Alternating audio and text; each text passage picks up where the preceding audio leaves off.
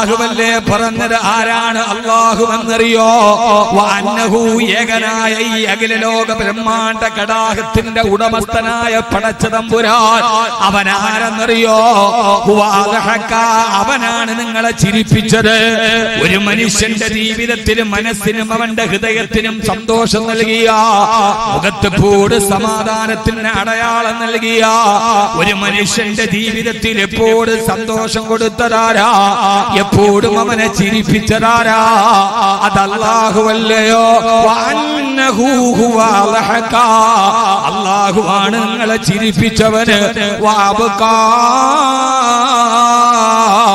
അല്ലാഹുവാണ് നിങ്ങളെ കരയിപ്പിച്ചവന്. ചില ആളുകൾക്ക് ജീവിതത്തിൽ പ്രതിസന്ധികളും പ്രയാസങ്ങളും സന്താപങ്ങളും കണ്ണീരുകളും പ്രയാസങ്ങളും വൈതരണികളും വൈഷമ്യങ്ങളും വൈക്ലഭ്യങ്ങളും ജീവിതത്തിൽ തീരാത്ത കണ്ണുനീര് നൽകിയടാരാ? അതെല്ലാം അല്ലാഹുവല്ലയോ? സഹോദരാ സഹോദരി, മുഅ്മിനേ മുഅ്മിനത്തെ ചിന്തിക്കണേ.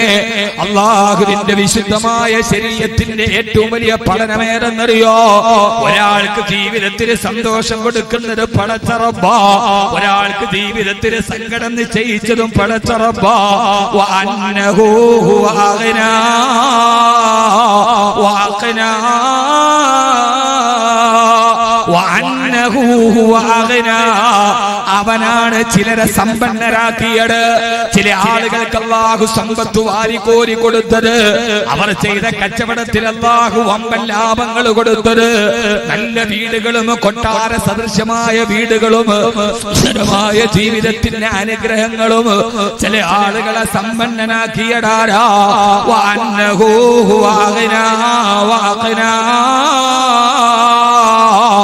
അല്ലാഹുവാണ് നിങ്ങളെ സമ്പന്നനാക്കിയത്. കാസർഗോഡന്റെ കേൾക്കാനെത്തിയ പ്രിയപ്പെട്ട സഹോദരങ്ങളോട്, ഈ ദേശീയ പാതയിൽ ആകാശം വിട്ട തലയുയർത്തി നിൽക്കുന്ന അമ്പര ചുംബികളായ കൊട്ടാര സദൃശ്യമായ നിങ്ങളുടെ വീടുകളില്ലേ? ആ വീട് വെക്കാൻ നിങ്ങൾക്ക് സമ്പന്നത തന്നതാരാ? അത് സ്റ്റേറ്റ് ബാങ്ക് ഓഫ് ഇന്ത്യ അല്ലല്ലോ, ഫെഡറൽ ബാങ്കിന്റെ ഈ ഏതെങ്കിലും ഒരു പുച്ചക്കാട് ബ്രാഞ്ചിൽ നിന്നല്ലോ, റിസർവ് ബാങ്ക് ഓഫ് ഇന്ത്യ അല്ലല്ലോ, വേൾഡ് ബാങ്ക് നിങ്ങൾക്ക് തന്നതല്ലോ. ഇതാരുടെ ഖജനാവെന്നറിയോ? വലില്ലാഹി ഖസായിനുസ് സമാവാതി വൽ അർദ്. ആകാശഭൂമികളെക്കാൾ വിശാലമായ പടച്ച തമ്പുരാന്റെ ഖജനാവിൽ നിന്ന് അല്ലാഹുവല്ലയോ നിങ്ങൾക്ക് സമ്പന്നതയെ വാരിക്കോരി തന്നത്. അവനാണ് നിങ്ങൾക്ക് സമ്പന്നത നൽകിയത്. മാത്രമല്ല മറ്റൊരാളെ ദാരിദ്ര്യം കൊടുത്തതാരാ? അതൊക്കെ അല്ലാഹുവിന്റെ തീരുമാനമാ. ഒരാളെ സമ്പന്നനാക്കുന്നതും ഒരാളെ ദരിദ്രനാക്കുന്നതും പടച്ച റബ്ബല്ലേ. അതുകൊണ്ടല്ലേ കവി പറഞ്ഞത്, കണ്ട് കണ്ടെന്നിരിക്കും ജനത്തിനെ കണ്ടില്ലെന്ന് നടിക്കുന്നതും ഭവാൻ. മാളിക മുകളേറിയ മണ്ണന്റെ തോളിൽ മാറാപ്പ് കേറ്റുന്നതും ഭവാൻ എന്ന് കവി പറഞ്ഞതുപോലെ ഇന്നത്തെ കോടീശ്വരനെ നാളത്തെ ദരിദ്രനാക്കുന്നതും ഇന്നത്തെ ദരിദ്രനെ നാളത്തെ കോടീശ്വരനാക്കുന്നതും അതെല്ലാം പടച്ച റബ്ബിന്റെ തീരുമാനമാണ്. ഒരാൾക്ക് അല്ലാഹു ദാരിദ്ര്യം കൊടുത്തെങ്കിൽ അത് അവന്റെ കുറ്റം കൊണ്ടല്ല, അതവന്റെ കുറവ് കൊണ്ടല്ല, അതവന്റെ പരിമിതി കൊണ്ടല്ല, അതവന്റെ ഏതെങ്കിലും ഒരു അടിസ്ഥാനപരമായ അവകാശ നിഷേധങ്ങളല്ല. അതുകൊണ്ടാണ് വിശുദ്ധമായ ശരീഅത്തുൽ ഇസ്ലാം നമ്മോട് പറഞ്ഞത്, ഒരാൾ ദാരിദ്ര്യമുണ്ട് എന്നതിന്റെ പേര് അവൻ നിന്റെ സ്ഥാനമാനങ്ങളോട് യോജിക്കാത്തവനോ കീറിപ്പറഞ്ഞ വസ്ത്രം ധരിച്ചതിന്റെ പേരിൽ ഒരാളെ നിങ്ങൾ അകറ്റി നിർത്തരുത്. ഒരു നേരത്തെ ഭക്ഷണത്തിന് വേണ്ടി നിന്റെ മുമ്പിൽ കൈനീട്ടുന്നവനെ ആട്ടിയോടിക്കരുത്. ഒരിക്കലും ദാരിദ്ര്യമുള്ളവനെ കണ്ണുകെട്ടി മറക്കേണ്ടതല്ല, അവനെ മതില് കെട്ടി മറക്കേണ്ടതല്ല.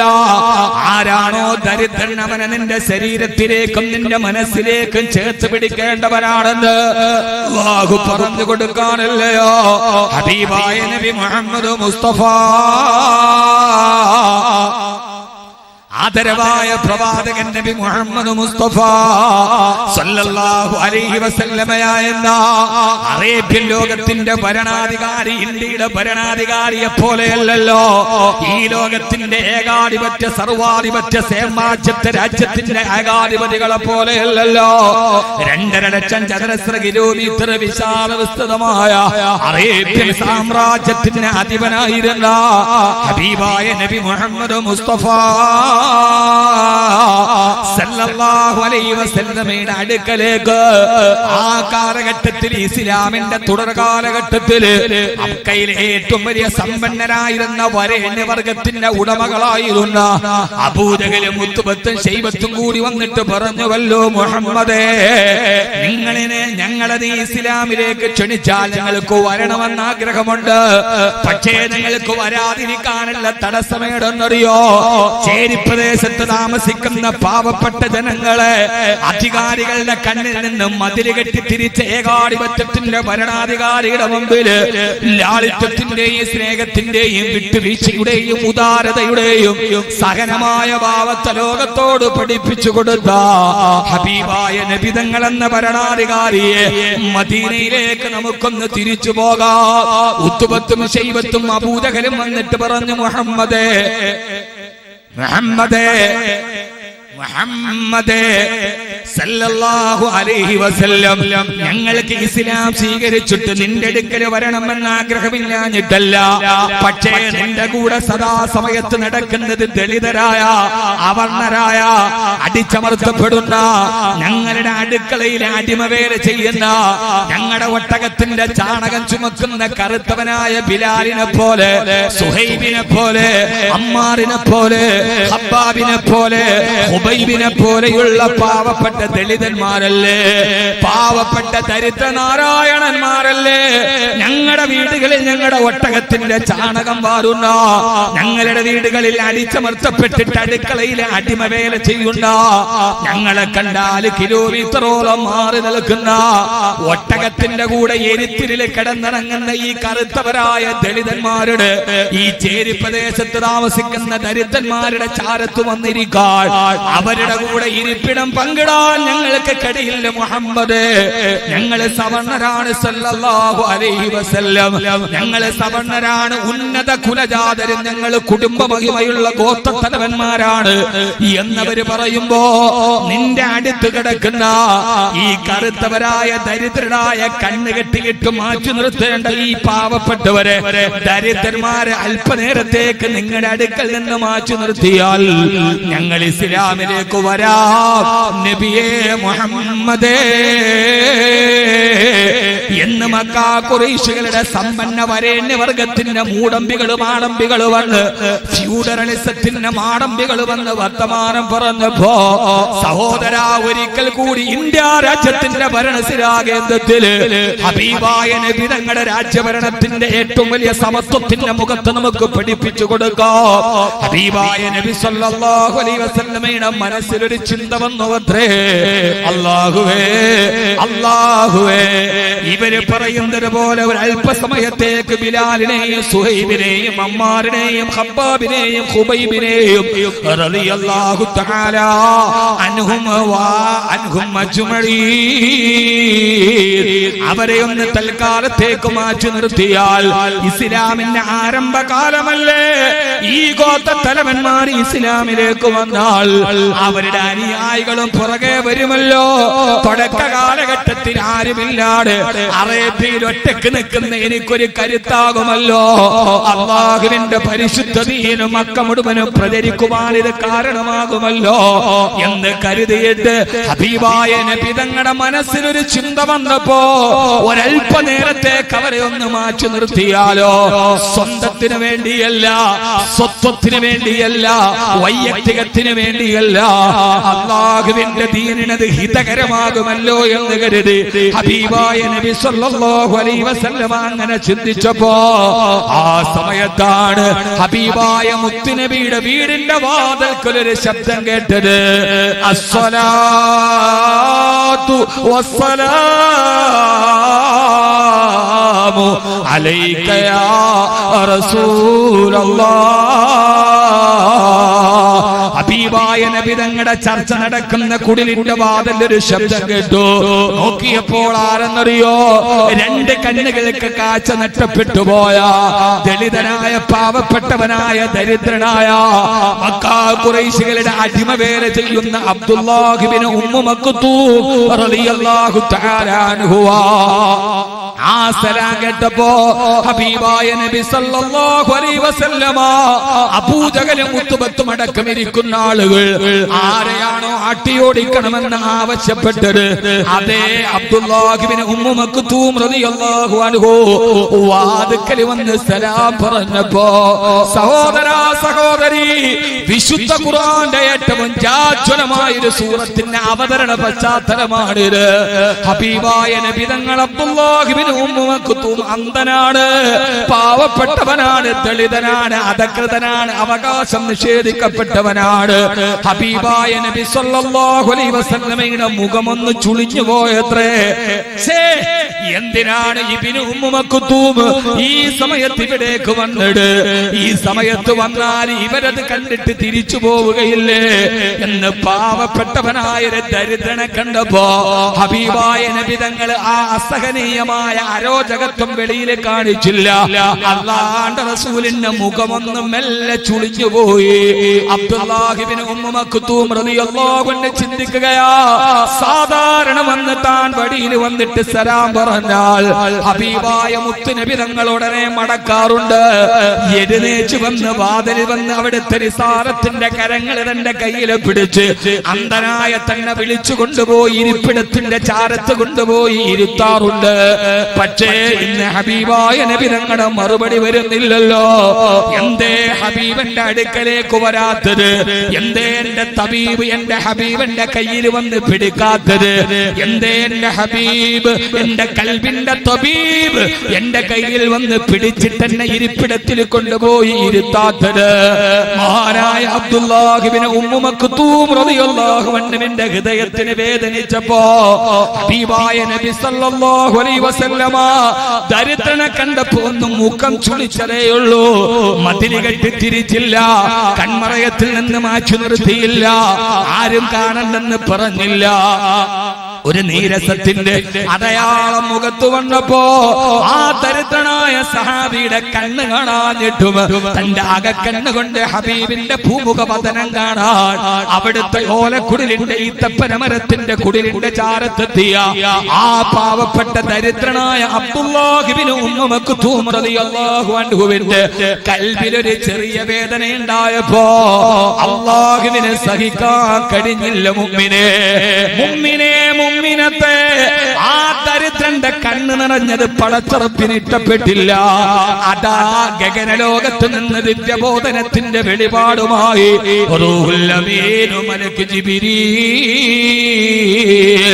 അലൈഹിസ്സലാത്തു വസ്സലാം ആഗതനായി ഹബീബായ നബി സല്ലല്ലാഹു അലൈഹി വസല്ലമയുടെ നെറ്റിത്തടത്തിൽ വിയർപ്പ് കണങ്ങൾ ഒരുമിച്ചുകൂടി ഹബീബായ നബി തങ്ങൾക്ക് ആകാശലോകത്ത് നിന്ന് അല്ലാഹുവിന്റെ ഖുർആനിന്റെ ആയത്ത് അവതരിപ്പിക്കപ്പെട്ടു. നബിയേ ബിസ്മില്ലാഹിർ റഹ്മാനിർ റഹീം അബസ വതവല്ല അൻ ജാഅഹുൽ അഅമാ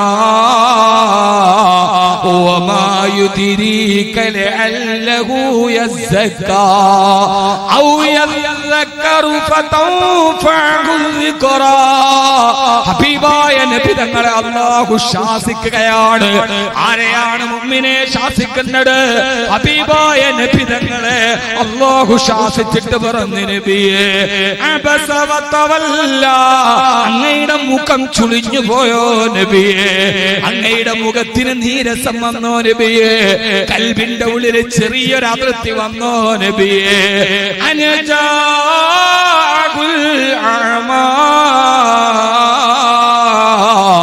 ഒരന്ധനായ പാവപ്പെട്ടവനായ ദരിദ്രനായ എന്റെ അടിമയെ കണ്ടപ്പോ അങ്ങയുടെ മുഖം ചുളിഞ്ഞോ നബിയേ? വേണ്ട നബിയേ, വേണ്ട. അങ്ങയുടെ മുമ്പിലിരിക്കുന്ന അബൂജഹലിന്റെയും ഉത്തുബത്തിന്റെയും ശൈബത്തിന്റെയും അവരുടെ പണവും പ്രതാപവും കണ്ടിട്ട് അവർ ഇസ്ലാമിലേക്ക് വരുമെന്ന് കരുതി എനിക്ക് ഏറ്റവും ഇഷ്ടപ്പെട്ട ദരിദ്രനായ ഒരു അടിമയെ കണ്ടപ്പോ അങ്ങയുടെ മുഖം ചുളിഞ്ഞോ നബിയേ? കല്ലാ, വേണ്ട നബിയേ, വേണ്ട, വേണ്ട നബിയേ, വേണ്ട. ഇന്നഹു തദ്കിറാ, ഇതൊരു മുന്നറിയിപ്പാണ്. ഇനി ഇങ്ങനെ ആവർത്തിക്കല്ലേ തിരുദൂതരെ. സഹോദരാ, ആരെയാണ് ശാസിക്കുന്നത്? അല്ലാഹുവിന്റെ ഹബീബിനെ. ദരിദ്രന്മാര് പടച്ചറപ്പിന് ഇഷ്ടപ്പെട്ടവരാണ്, അവർ അല്ലാഹുവിലേക്ക് അടുത്തവനാണ്. അല്ലാഹു ശാസിച്ചതാർക്ക് വേണ്ടി എന്നറിയോ? അല്ലാഹുവിന്റെ ഹബീബിനെ. അല്ലാഹു ഈ ലോകം സൃഷ്ടിക്കാൻ കാരണഭൂതരായ, ഈ ലോകത്തിന്റെ പരാവെളിച്ചമായ, ഈ അഖില ലോക ബ്രഹ്മാണ്ഡ ഘടാകത്തിന്റെ അടിസ്ഥാന ആധാരശിലയായ, ലോകത്തിന്റെ വെളിച്ചത്തിന്റെ നിദാനമായ, സമത്വത്തിന്റെ പ്രതീകമായ റജബിന്റെ പുണ്യരാവല്ലേ, ഇതുപോലൊരു രാത്രിയിലെ സപ്തവാനങ്ങളും താണ്ടിക്കടന്ന അതിശീഘ്ര ദുദ്രഗമന വാഹനമായ ബുറാക്കില് കയറ്റി ആകാശലോകത്തിന് അനിർവചനീയമായ ആത്മീയതയുടെ ആനന്ദ തുന്തിരമായ കാഴ്ചകൾ കാണിച്ച് ആകാശലോകം മുഴുവനും കാണിച്ചു കൊടുത്ത അവിടുത്തെ ഹബീബല്ലയോ, ആ ഹബീബിനെയാണ് അല്ലാഹു വിളിച്ചിട്ട് പറഞ്ഞത്, വേണ്ട നബിയേ, ഈ അബൂജഹലിന്റെ അധികാരത്തെക്കാൾ, ഉത്ബത്തിന്റെ സമ്പന്നതയേക്കാൾ, ശൈബത്തിന്റെ കുടുംബ മഹിമയേക്കാൾ അല്ലാഹുവിന് ഇഷ്ടം ദരിദ്രനായ അന്ധനായ അബ്ദുല്ലാഹി ഇബ്നു ഉമ്മു മക്തൂമിനെയാണ്. അതുകൊണ്ട് അങ്ങ് ചെയ്തതിന് ചെയ്യരുതെന്ന് ശാസിക്കുമ്പോ, സഹോദരാ, ഇന്ത്യ രാജ്യത്തിന്റെ സ്വാതന്ത്ര്യ സമരത്തിന് ജനാധിപത്യത്തിന് ശക്തി കൊടുത്ത മിസ്സസ് ആനി ബസന്റ് പോലും പറഞ്ഞുവല്ലോ, ഈ സൂറത്തിൽ അബസയിലെ ഈ ചരിത്ര പശ്ചാത്തലം എടുത്തിട്ട് ഈ ഖുർആൻ മുഹമ്മദ് അവതരിപ്പിച്ച ഒരു ഗ്രന്ഥമായിരുന്നെങ്കിൽ ഇങ്ങനെ ഒരു ശാസനയുടെ അധ്യായം അതിൽ കാണുമായിരുന്നില്ല. അല്ലാഹു മുഹമ്മദ് നബിയെ ശാസിച്ചുവെങ്കിൽ തീർച്ച ഇതൊരു ദൈവ ഗ്രന്ഥമാണ്, ഇത് മുഹമ്മദിന്റെ മനുഷ്യനിർമ്മിത ഗ്രന്ഥമല്ലെന്ന് മിസ്സസ് ആനി ബസന്റ് പോലും അടയാളപ്പെടുത്തിയ ഇസ്ലാമിക ചരിത്രത്തിലെ പരിശുദ്ധ ഖുർആനിലെ ഏറ്റവും ഉജ്ജ്വലമായ ചരിത്ര പശ്ചാത്തലമാണ് സൂറത്തുൽ അബസ. അയൽ രാജ്യത്തിന്റെ രാജാധികാരത്തിന് അടയാളം വന്നപ്പോ സ്വന്തം രാജ്യത്തിലെ ദരിദ്ര പൗരന്മാര് മതില് കെട്ടി തിരിച്ച ഭരണാധികാരികളെ കേട്ടുകൊള്ളുക. മദീനയുടെ ഭരണാധികാരി ആരെന്നറിയോ? മക്കയുടെ രാജാവ് ആരെന്നറിയോ? ആ മക്കയുടെ രാജാവാണ് ദരിദ്രന്മാരെ ചേർത്ത് പിടിച്ച ചുട്ടുപടുത്ത് കിടക്കുന്ന മലരാരണ്യത്തിലും മലത്തിക്കിടത്തിയിട്ട് ദാഹത്താല് വാ പൊളിച്ച ബിലാലിന്റെ വായിലേക്ക് മൂത്രമൊഴിച്ചു കൊടുത്തപ്പോ കറുത്തവനായ ബിലാലിനെ തന്റെ ശരീരത്തോട് കെട്ടിപ്പിടിച്ചു വെച്ചിട്ട് ലൈസലിൽ അബിയദി ഫളലുൻ അലൽ അസ്വദി വലൈസലിൽ അറബി ഫളലുൻ അലൽ അജ്മി ഇല്ലാ ബിതഖ്വല്ലാഹ്. അല്ലാഹുവിനെ ഏറ്റവും ഇഷ്ടം അവനിലേക്കുള്ള ഹൃദയത്തിന്റെ തെളിച്ചമാണെന്ന് പഠിപ്പിച്ചു കൊടുത്ത ഹബീബായ നബി മുഹമ്മദ് മുസ്തഫ സല്ലല്ലാഹു അലൈഹി വസല്ലമ. ആ സമയത്താണ് വിശുദ്ധ ഖുർആനിൽ ആയത്തിറങ്ങിയത്.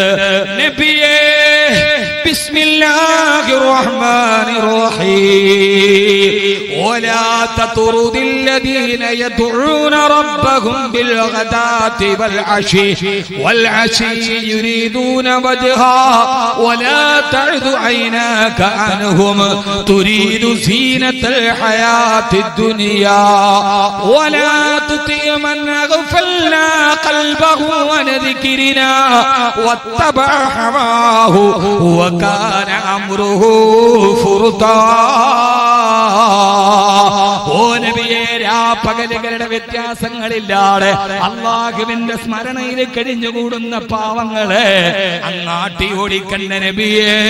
ആ പാവങ്ങൾ അല്ലാഹുവിനെ ഏറ്റവും ഇഷ്ടപ്പെട്ടവരാണെന്ന് ഹബീബായ നബി മുഹമ്മദ് മുസ്തഫ. അല്ലാഹുവിനെ ഏറ്റവും ഇഷ്ടപ്പെട്ടവരാ സഹോദരാ. അതുകൊണ്ട് എന്റെ വിഷയത്തിലോട്ട് കിടക്കട്ടെ. പാവങ്ങളെ ആട്ടിയോടിക്കാനുള്ളതല്ല. ഒരു ദിവസം കൂടി ഞാൻ ഒരിക്കൽ കൂടി പറയട്ടെ, ഇന്ത്യയുടെ ഭരണാധികാരി പാവപ്പെട്ടവന്മാരെ മതിൽ കെട്ടിയിട്ടാണ് തിരിച്ചതെങ്കിൽ അതേപോലെ നമ്മളും അവരെ വിമർശിക്കുമ്പോ മനസാക്ഷിയോട് ചോദിക്കട്ടെ, പലപ്പോഴും നമ്മളും അങ്ങനെ മനസ്സിൽ മതിൽ കെട്ടി തിരിച്ചിട്ടില്ലേ? പാവപ്പെട്ടവരെ അകറ്റി നിർത്തിയിട്ടില്ലേ? നമ്മള് ദരിദ്രന്മാരെ നമ്മുടെ മനസ്സിന്റെ ഉള്ളിൽ ഭിത്തി കെട്ടി തിരിച്ചിട്ടില്ലേ? നമ്മുടെ വീട്ടിലെ ആഡംബര കല്യാണത്തിന് തൊട്ടടുത്ത വീട്ടിലെ പാവപ്പെട്ടവനെ ക്ഷണിക്കാറുണ്ടോ? നമ്മുടെ പ്രധാനപ്പെട്ട സദസ്സുകളിൽ പാവപ്പെട്ടവനായ ആളുകളെ നമ്മൾ വിളിക്കാറുണ്ടോ? മൈലാഞ്ചി കല്യാണവും മഞ്ഞ കല്യാണവും പറഞ്ഞ് പണത്തിന്റെ തിമിർപ്പിലാടി തിമിർക്കുമ്പോ ആ സമയത്ത് എത്രയെത്ര പാവപ്പെട്ടവര് പൊട്ടിക്കരഞ്ഞിട്ട് നമ്മുടെ അയൽപക്കത്തുണ്ട്. മുമ്പിനെ നമ്മുടെ പെൺമക്കളെ കെട്ടിച്ചു വിടാൻ ഞാൻ എന്റെയും നിങ്ങളുടെയും മനസാക്ഷിയോട് ചോദിക്കട്ടെ, ഭരണാധികാരികൾ അഹമ്മദാബാദിലെ തെരുവിലാണ് ഭിത്തി കെട്ടിയിടെങ്കിൽ നമ്മൾ നമ്മുടെ മനസ്സിന്റെ ഉള്ളിൽ ആരും കാണാത്തതിനെ ഭിത്തി കെട്ടിയിട്ടില്ലേ? നമ്മുടെ പെൺമക്കള് കൈ നിറച്ചിട്ട് സ്വർണ്ണാഭരണമിട്ട് കാതിലും കരുത്തിലും സ്വർണ്ണമിട്ട് ലക്ഷങ്ങള് പൊടി പൊടിച്ച് കല്യാണം നടത്തി ആ സമയത്ത് വിദേശ നിർമ്മിത കാറിലോ ആഡംബര വാഹനത്തിലേക്ക് നമ്മുടെ പെൺമക്കള് പുതിയാപ്പയുടെ കൈ പിടിച്ചിട്ട് കയറുമ്പോ തൊട്ടടുത്ത നമ്മുടെ മതിലിന്റെ പുറത്ത് 30 വയസ്സായിട്ടും കല്യാണത്തിന് ഭാഗ്യമില്ലാതെ സ്ത്രീധനമെന്ന ദുരാധാരത്തിന്റെ പേരിൽ ജീവിതത്തിന്റെ സൗഭാഗ്യം നഷ്ടപ്പെട്ടു പോയ സ്വന്തം മകളെ കെട്ടിച്ചയക്കാൻ വേണ്ടി വെള്ളിയാഴ്ച പള്ളിക്കോലാകളിൽ തുണി വിരിക്കുന്ന പാവപ്പെട്ട പിതാവിന്റെ മകള് ഒരു തരി സ്വർണം പോലും തന്റെ കാതിലില്ലാതെ തൊട്ടടുത്ത മുതലാളിയുടെ മകള് കൈ നിറച്ച് സ്വർണ്ണ വളയിട്ട് കാല് നിറച്ചും കാത് നിറച്ചും സ്വർണ്ണമിട്ടിട്ട് ബെൻസുകാരില് പുതിയ ആപ്പിളയുടെ കൈ പിടിച്ച് കയറുമ്പോ ചെറുപ്പക്കാര് ചുറ്റും നിന്നിട്ട് ആഴത്തുള്ളി നൃത്തം ചെയ്യുമ്പോ 30 വയസ്സായിട്ടും തന്റെ കാതിലൊരു തരി സ്വർണ്ണമില്ലാതെ ആ കാഴ്ച തന്റെ ഓല കൊണ്ട് മറച്ച വീടിന്റെ ഓലക്കാതുകൾക്കിടയിലൂടെ നോക്കിയിട്ട് നെടുവേർപ്പെടുന്ന 100 കണക്കിന് പെൺകുട്ടികൾ നമ്മുടെ ചുറ്റുപാടിലില്ലേ? അവരെയൊക്കെ നമ്മൾ വേലി കെട്ടി തിരിച്ചവരല്ലേ? വേണ്ട സഹോദരാ, വേണ്ട.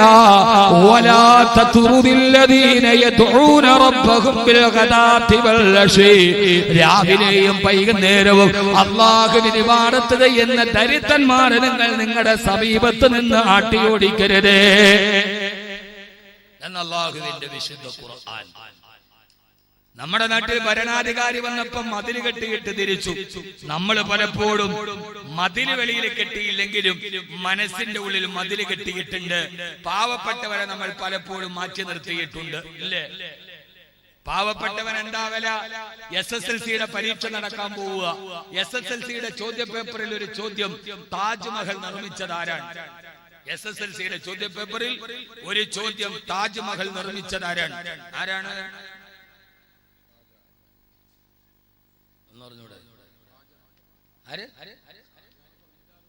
ഷാജഹാൻ. ആരാ താജ്മഹൽ നിർമ്മിച്ചതാരാ? ഉത്തരം പറയും മനുഷ്യന്മാരെ. സമയമില്ലാത്തതുകൊണ്ടാണ് ഞാൻ സ്പീഡിൽ പോണത്. ആരാണ് താജ്മഹൽ നിർമ്മിച്ചത്?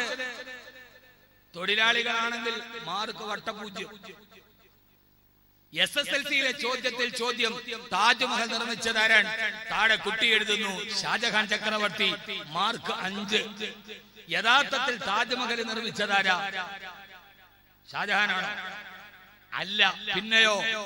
രാപ്പകലുകളില്ലാതെ ആ വെണ്ണക്കൽ പ്രതിമകളെ തങ്ങളുടെ കരവിരുത്തിന്റെ കരകൗശലം കൊണ്ട് ചാർത്തിയെടുത്ത തൊഴിലാളികൾ.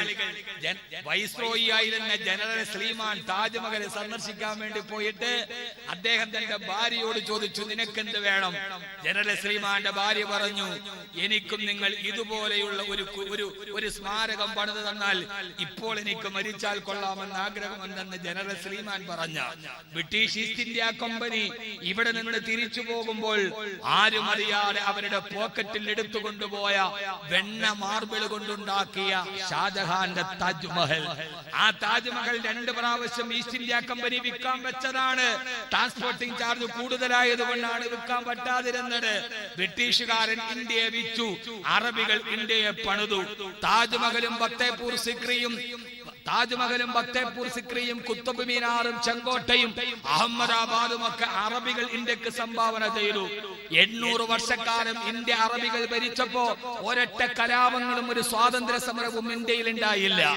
ഈസ്റ്റ് ഇന്ത്യ കമ്പനി 800 വർഷം ഭരിച്ച മുഗളന്മാർ ഇവിടെ ഭരിച്ചപ്പോൾ അവർ ഇവിടെ നിന്ന് ഒഴിഞ്ഞു പോകുമ്പോൾ ഇന്ത്യയുടെ ആഭ്യന്തര ഉൽപാദന ശരാശരി 40%. ആ സമ്പന്നതയാണ് പോർച്ചുഗീസുകാരെയും ഡച്ചുകാരെയും ഫ്രഞ്ചുകാരെയും ബ്രിട്ടീഷുകാരെയും ഇന്ത്യയിലേക്ക് ആകർഷിച്ചത്? ആഭ്യന്തര ശരാശരി 40%. ബ്രിട്ടീഷ് ഈസ്റ്റ് ഇന്ത്യ കമ്പനി സായിപ്പ് വന്നു. 100 വർഷം തികയുന്നതിന് മുമ്പേ സ്വാതന്ത്ര്യ സമരം പൊട്ടിപ്പുറപ്പെട്ടു. 800 വർഷം അറബികൾ ഭരിച്ചിട്ടില്ലാത്ത കലാപം 100 വർഷം ഭരിക്കുന്നതിന് മുമ്പേ ഈസ്റ്റ് ഇന്ത്യ കമ്പനിക്കെതിരെ പൊട്ടിപ്പുറപ്പെടാൻ കാരണം എന്താണ്?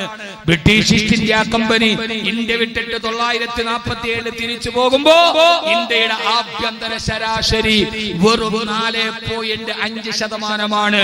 മുഗളന്മാർ, മുസ്ലിമീങ്ങൾ ഞങ്ങൾ ഇന്ത്യ ഭരിച്ചപ്പോ ഇന്ത്യയുടെ ആഭ്യന്തര ഉൽപാദന ശരാശരി 40%. ഈസ്റ്റ് ഇന്ത്യ കമ്പനി ഭരിച്ചപ്പോ സ്വാതന്ത്ര്യം കിട്ടുമ്പോ 4.5%.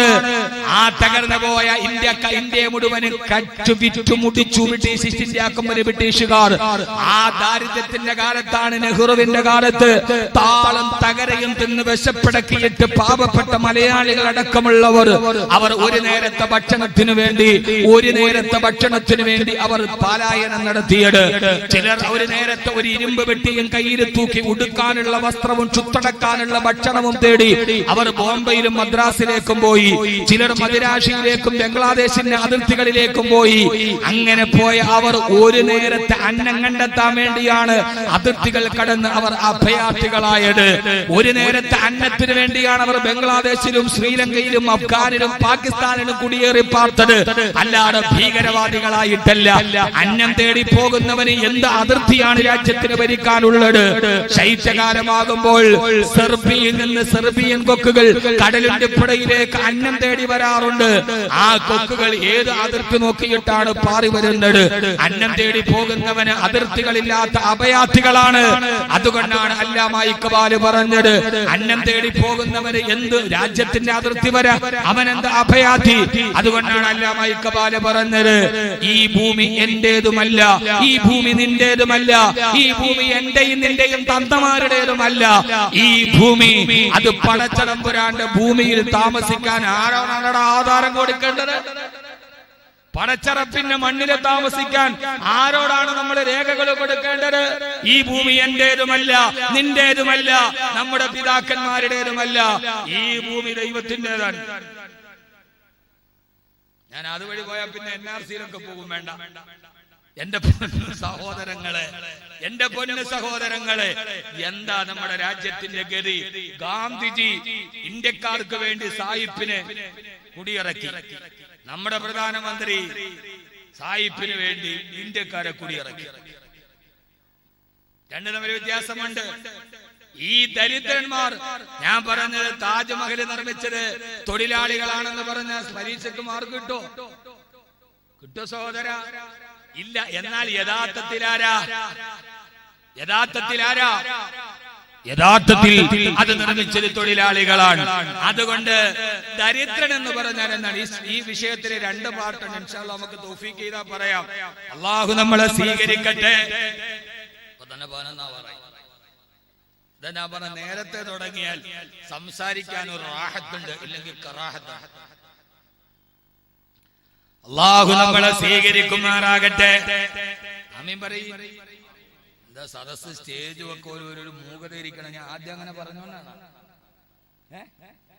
ഒരു ചിരിയില്ലല്ലേ? അള്ളാഹു നമ്മളെ സ്വീകരിക്കട്ടെ.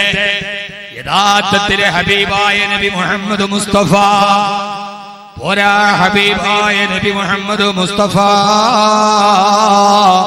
സലാത്തുല്ലാഹ് സലാമുല്ലാഹ് അലാ ത്വാഹ റസൂലില്ലാഹ് സലാത്തുല്ലാഹ് സലാമുല്ലാഹ് അലാ യാസീൻ ഹബീബില്ലാഹ് സലാത്തുല്ലാഹ്.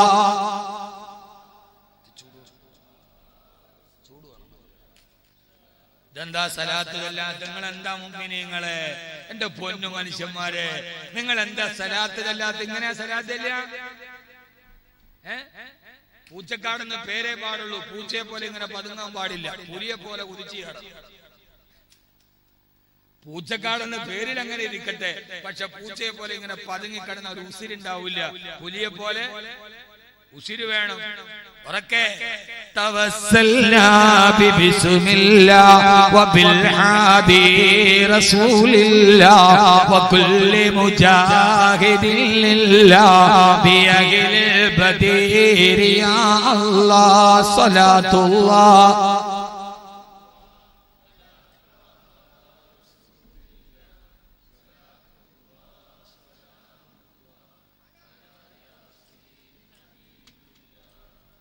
നിങ്ങൾക്ക് ഹബീബായ നബി തങ്ങളോട് സ്നേഹമുണ്ടോ?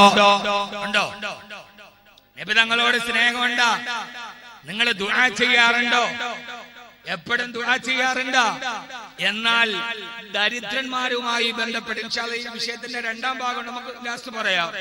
ഹബീബായ നബി തങ്ങൾ ഒരു ദുആ ചെയ്യാറുണ്ടായിരുന്നു. ആ ദുആ ഇൻഷാ അല്ലാഹ് ഞാൻ പറഞ്ഞുതരാം. നിങ്ങൾ ചെയ്യുവോ? ഉറപ്പ്? ഇത് LDF UDF ഉറപ്പ് പറയും പോലെ ആവോ? ഇൻഷാ അല്ലാഹ് ഉറക്കെ പറയും. ഞാൻ ഹബീബായ നബി സല്ലല്ലാഹു അലൈഹി വസല്ലം സദാ ചെയ്യാറുണ്ടായിരുന്ന ഒരു ദുആ ഉണ്ട്. ആ ദുആ ഇൻഷാ അല്ലാഹ് ഞാൻ പറഞ്ഞുതരാം. നിങ്ങൾ ചെയ്യൂലേ? ചെയ്യുന്ന ഉറപ്പുള്ളവരൊക്കെ ഒന്ന് കൈവക്കിക്കെ, രണ്ട് കൈയും പൊക്കിക്കെ. ഉടനെ പൊക്കു മനുഷ്യന്മാരെ. എന്നിട്ട് ഇങ്ങനെ ഇങ്ങനെ ഒന്നുകൂടി പൊക്കി താഴ്ത്തി. ഉറക്കം പോയില്ലേ? മണി 11 സദസ്സും കൂട്ടുകൊണ്ട് പാടാൻ സമയമില്ല, നാട്ടുവർത്താനം പറയാൻ. അല്ലാഹു നമ്മളെ സ്വീകരിക്കുമാറാകട്ടെ. ആദരവായ റസൂലുള്ളാഹി സ്വല്ലല്ലാഹു അലൈഹി വസല്ലമ സദാ സമയം ദുആ ചെയ്യാറുണ്ടായിരുന്നത്രേ. അല്ലാഹുമ്മ ഇന്നി അസ്അലുക ഫിഅലൽ ഖൈറാത്തി വതർക്കൽ മുൻകറാത്തി വഹുബ്ബൽ മസാകീൻ വഇദാ അറദ്ത ബിഇബാദിക ഫിത്നതൻ ഫഖബ്ലിനി ഇലൈക ഗൈറ മഫ്തൂനീൻ. സഹോദരാ സഹോദരി കേൾക്കണേ, മുഅ്മിനേ മുഅ്മിനത്തെ ശ്രദ്ധിക്കണേ. ഇതൊരു നിസ്സാര വിഷയമല്ല. ഖബറും കഫന്നുണിയും മരണവും മരണാനന്തരവും ഖബറും മുൻകരും നക്കീറും ഹിസാബും സിറാത്തും മീസാനും ഒക്കെ പറയുന്നത് പോലെ ഇക്കാലത്ത് നമ്മൾ അതീവ ജാഗ്രതയോടെ ശ്രദ്ധയോടെ സമീപിക്കേണ്ട ഒരു വിഷയമാണിത്. ഹബീബായ നബി സല്ലല്ലാഹു അലൈഹി വസല്ലമയുടെ ദുആ, അല്ലാഹുമ്മ അല്ലാഹുവേ അല്ലാഹുവേ അല്ലാഹുവേ ഇന്നി അസ്അലുക ഫിഅലൽ ഖൈറാത്തി. അല്ലാഹുവേ എപ്പോഴും നല്ല കാര്യങ്ങൾ ചെയ്യാനുള്ള അവസരം നീ ഞങ്ങൾക്ക് നൽകണേ അല്ലാഹ്. നബി തങ്ങളുടെ ദുആയാണ് അല്ലാഹുമ്മ ഇന്നി അസ്അലുക ഫിഅലൽ ഖൈറാത്ത്. എപ്പോഴും നല്ലത് മാത്രം ചെയ്യിപ്പിക്കണേ റബ്ബേ. വതർക്കൽ മുൻകറാത്തി. നിനക്ക് വെറുക്കപ്പെട്ട ഏതൊക്കെ കാര്യങ്ങളുണ്ടോ അതിൽ നിന്ന് മാറി നിൽക്കാൻ തൗഫീഖ് നൽകണേ അല്ലാഹ്. അതോടൊപ്പം തന്നെ വഹുബ്ബൽ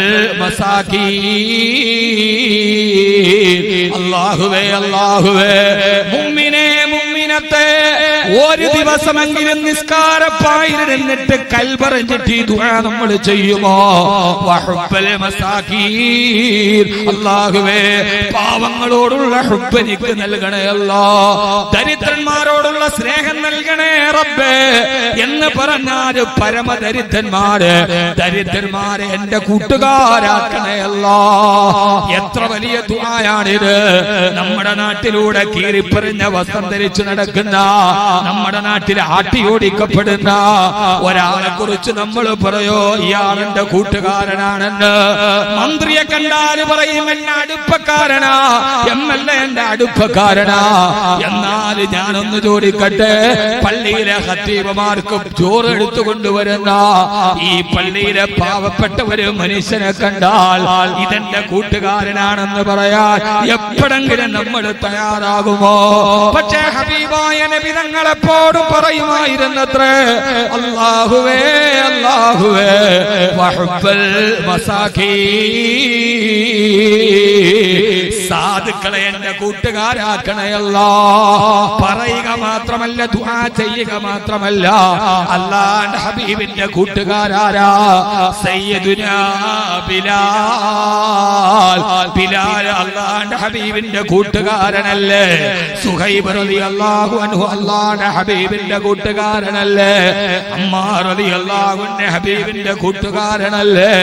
പാവപ്പെട്ടവരെ തന്നെ അടുത്തേക്ക് ചേർത്ത് പിടിച്ചു വെച്ചു ലോകൈക ഗുരു നബി മുഹമ്മദ് മുസ്തഫ. പറ മനുഷ്യന്മാരെ, സല്ലല്ലാഹു അലൈഹി വസല്ലം എനിക്ക് ഏറ്റവും ഇഷ്ടം പാവപ്പെട്ടവരോടാക്കണേ റബ്ബേ. നമ്മൾ പറയാ പടച്ചോനെ, ആ പാവപ്പെട്ടവനുണ്ടല്ലോ ഒന്നിനും പറ്റാതെ കീറിപ്പറിഞ്ഞ വസ്ത്രം ധരിച്ച, ആരുടെ വീട്ടിൽ വന്നാലും ഒരു അവസരം കിട്ടാത്ത, പള്ളിയുടെ വെള്ളിയാഴ്ച പള്ളിയുടെ മുമ്പിൽ തുണിയും പിടിച്ചേക്കണ ഒരാള് എന്റെ ഹബീബാണ് കേട്ടോ. പറയാൻ പറ്റുമോ? പറയാൻ പറ്റുമോ? എന്റെ നമ്മളും ഈ മനസ്സിൽ ഈ മതില് കെട്ടിയിട്ടില്ലേ? മോദി മാത്രമല്ലല്ലോ, നമ്മളും മനസ്സിൽ മതില് കെട്ടിയിട്ടില്ലേ? മോന്റെ കല്യാണായി, ആരെയൊക്കെ വിളിക്കണം? അത് ആ ഇച്ചായ വിളിക്കണം, ഈ ഇച്ചായ വെക്കണം, മേലെ ഇച്ചായ വെക്കണം, കീഴെ വിളിക്കണം. അപ്പോഴാരോ MBA വിളിക്കണം, MLA വിളിക്കണം. പട്ടിയാലി നിക്കാഹ് മമ്മൂട്ടിയുടെ സാന്നിധ്യത്തിൽ തന്നെ നടത്തണം. ലിസ്റ്റ് ഇട്ടു. അപ്പോഴാരോ പറഞ്ഞു പള്ളിയിലെ ഖത്തീബിച്ച. അതിപ്പോ ലാസ്റ്റ് നമുക്ക് എപ്പോഴേലും വിളിക്കാം. പള്ളിയിലെ മുയിലിയാരിച്ച, പള്ളിയിലെ മുക്രിച്ച, അതിപ്പോ എപ്പ വിളിച്ചാലും വരൂല്ലോ. അവര് നമ്മുടെ ശമ്പളം മേടിച്ചിട്ട് നമ്മുടെ പള്ളിയിലെ ജോലി ചെയ്യണല്ലേ. അതിപ്പോ ഞായറാഴ്ചയാണ് കല്യാണമെങ്കിൽ വെള്ളിയാഴ്ച ജുമാ നിസ്കരിച്ചിട്ട് അവരോട് പറഞ്ഞാലും മതി എന്ന് പലപ്പോഴും മതില് കെട്ടാറില്ലേ നമ്മൾ? വേണ്ട, പള്ളിയിലെ ഖത്തീബിന് ചോറ് വാങ്ങിച്ചോണ്ട് വരണ ഒരു പാവം നാടൻ കാക്ക ഉണ്ടാവൂലോ. ഇവിടെ ഇല്ല, ഇവിടെ ഇല്ല. സുഖമില്ലാതെ കിടക്കാൻ അള്ളാഹു ശിഫ കൊടുക്കട്ടെ, അള്ളാഹു ശിഫ കൊടുക്കട്ടെ. എത്ര പേര് പോയി ആ മനുഷ്യനെ കണ്ടു വീട്ടില് സുഖമില്ലാതെ കിടന്നിട്ട്? ഹോസ്പിറ്റലിൽ എത്ര പേര് പോയി കണ്ടു?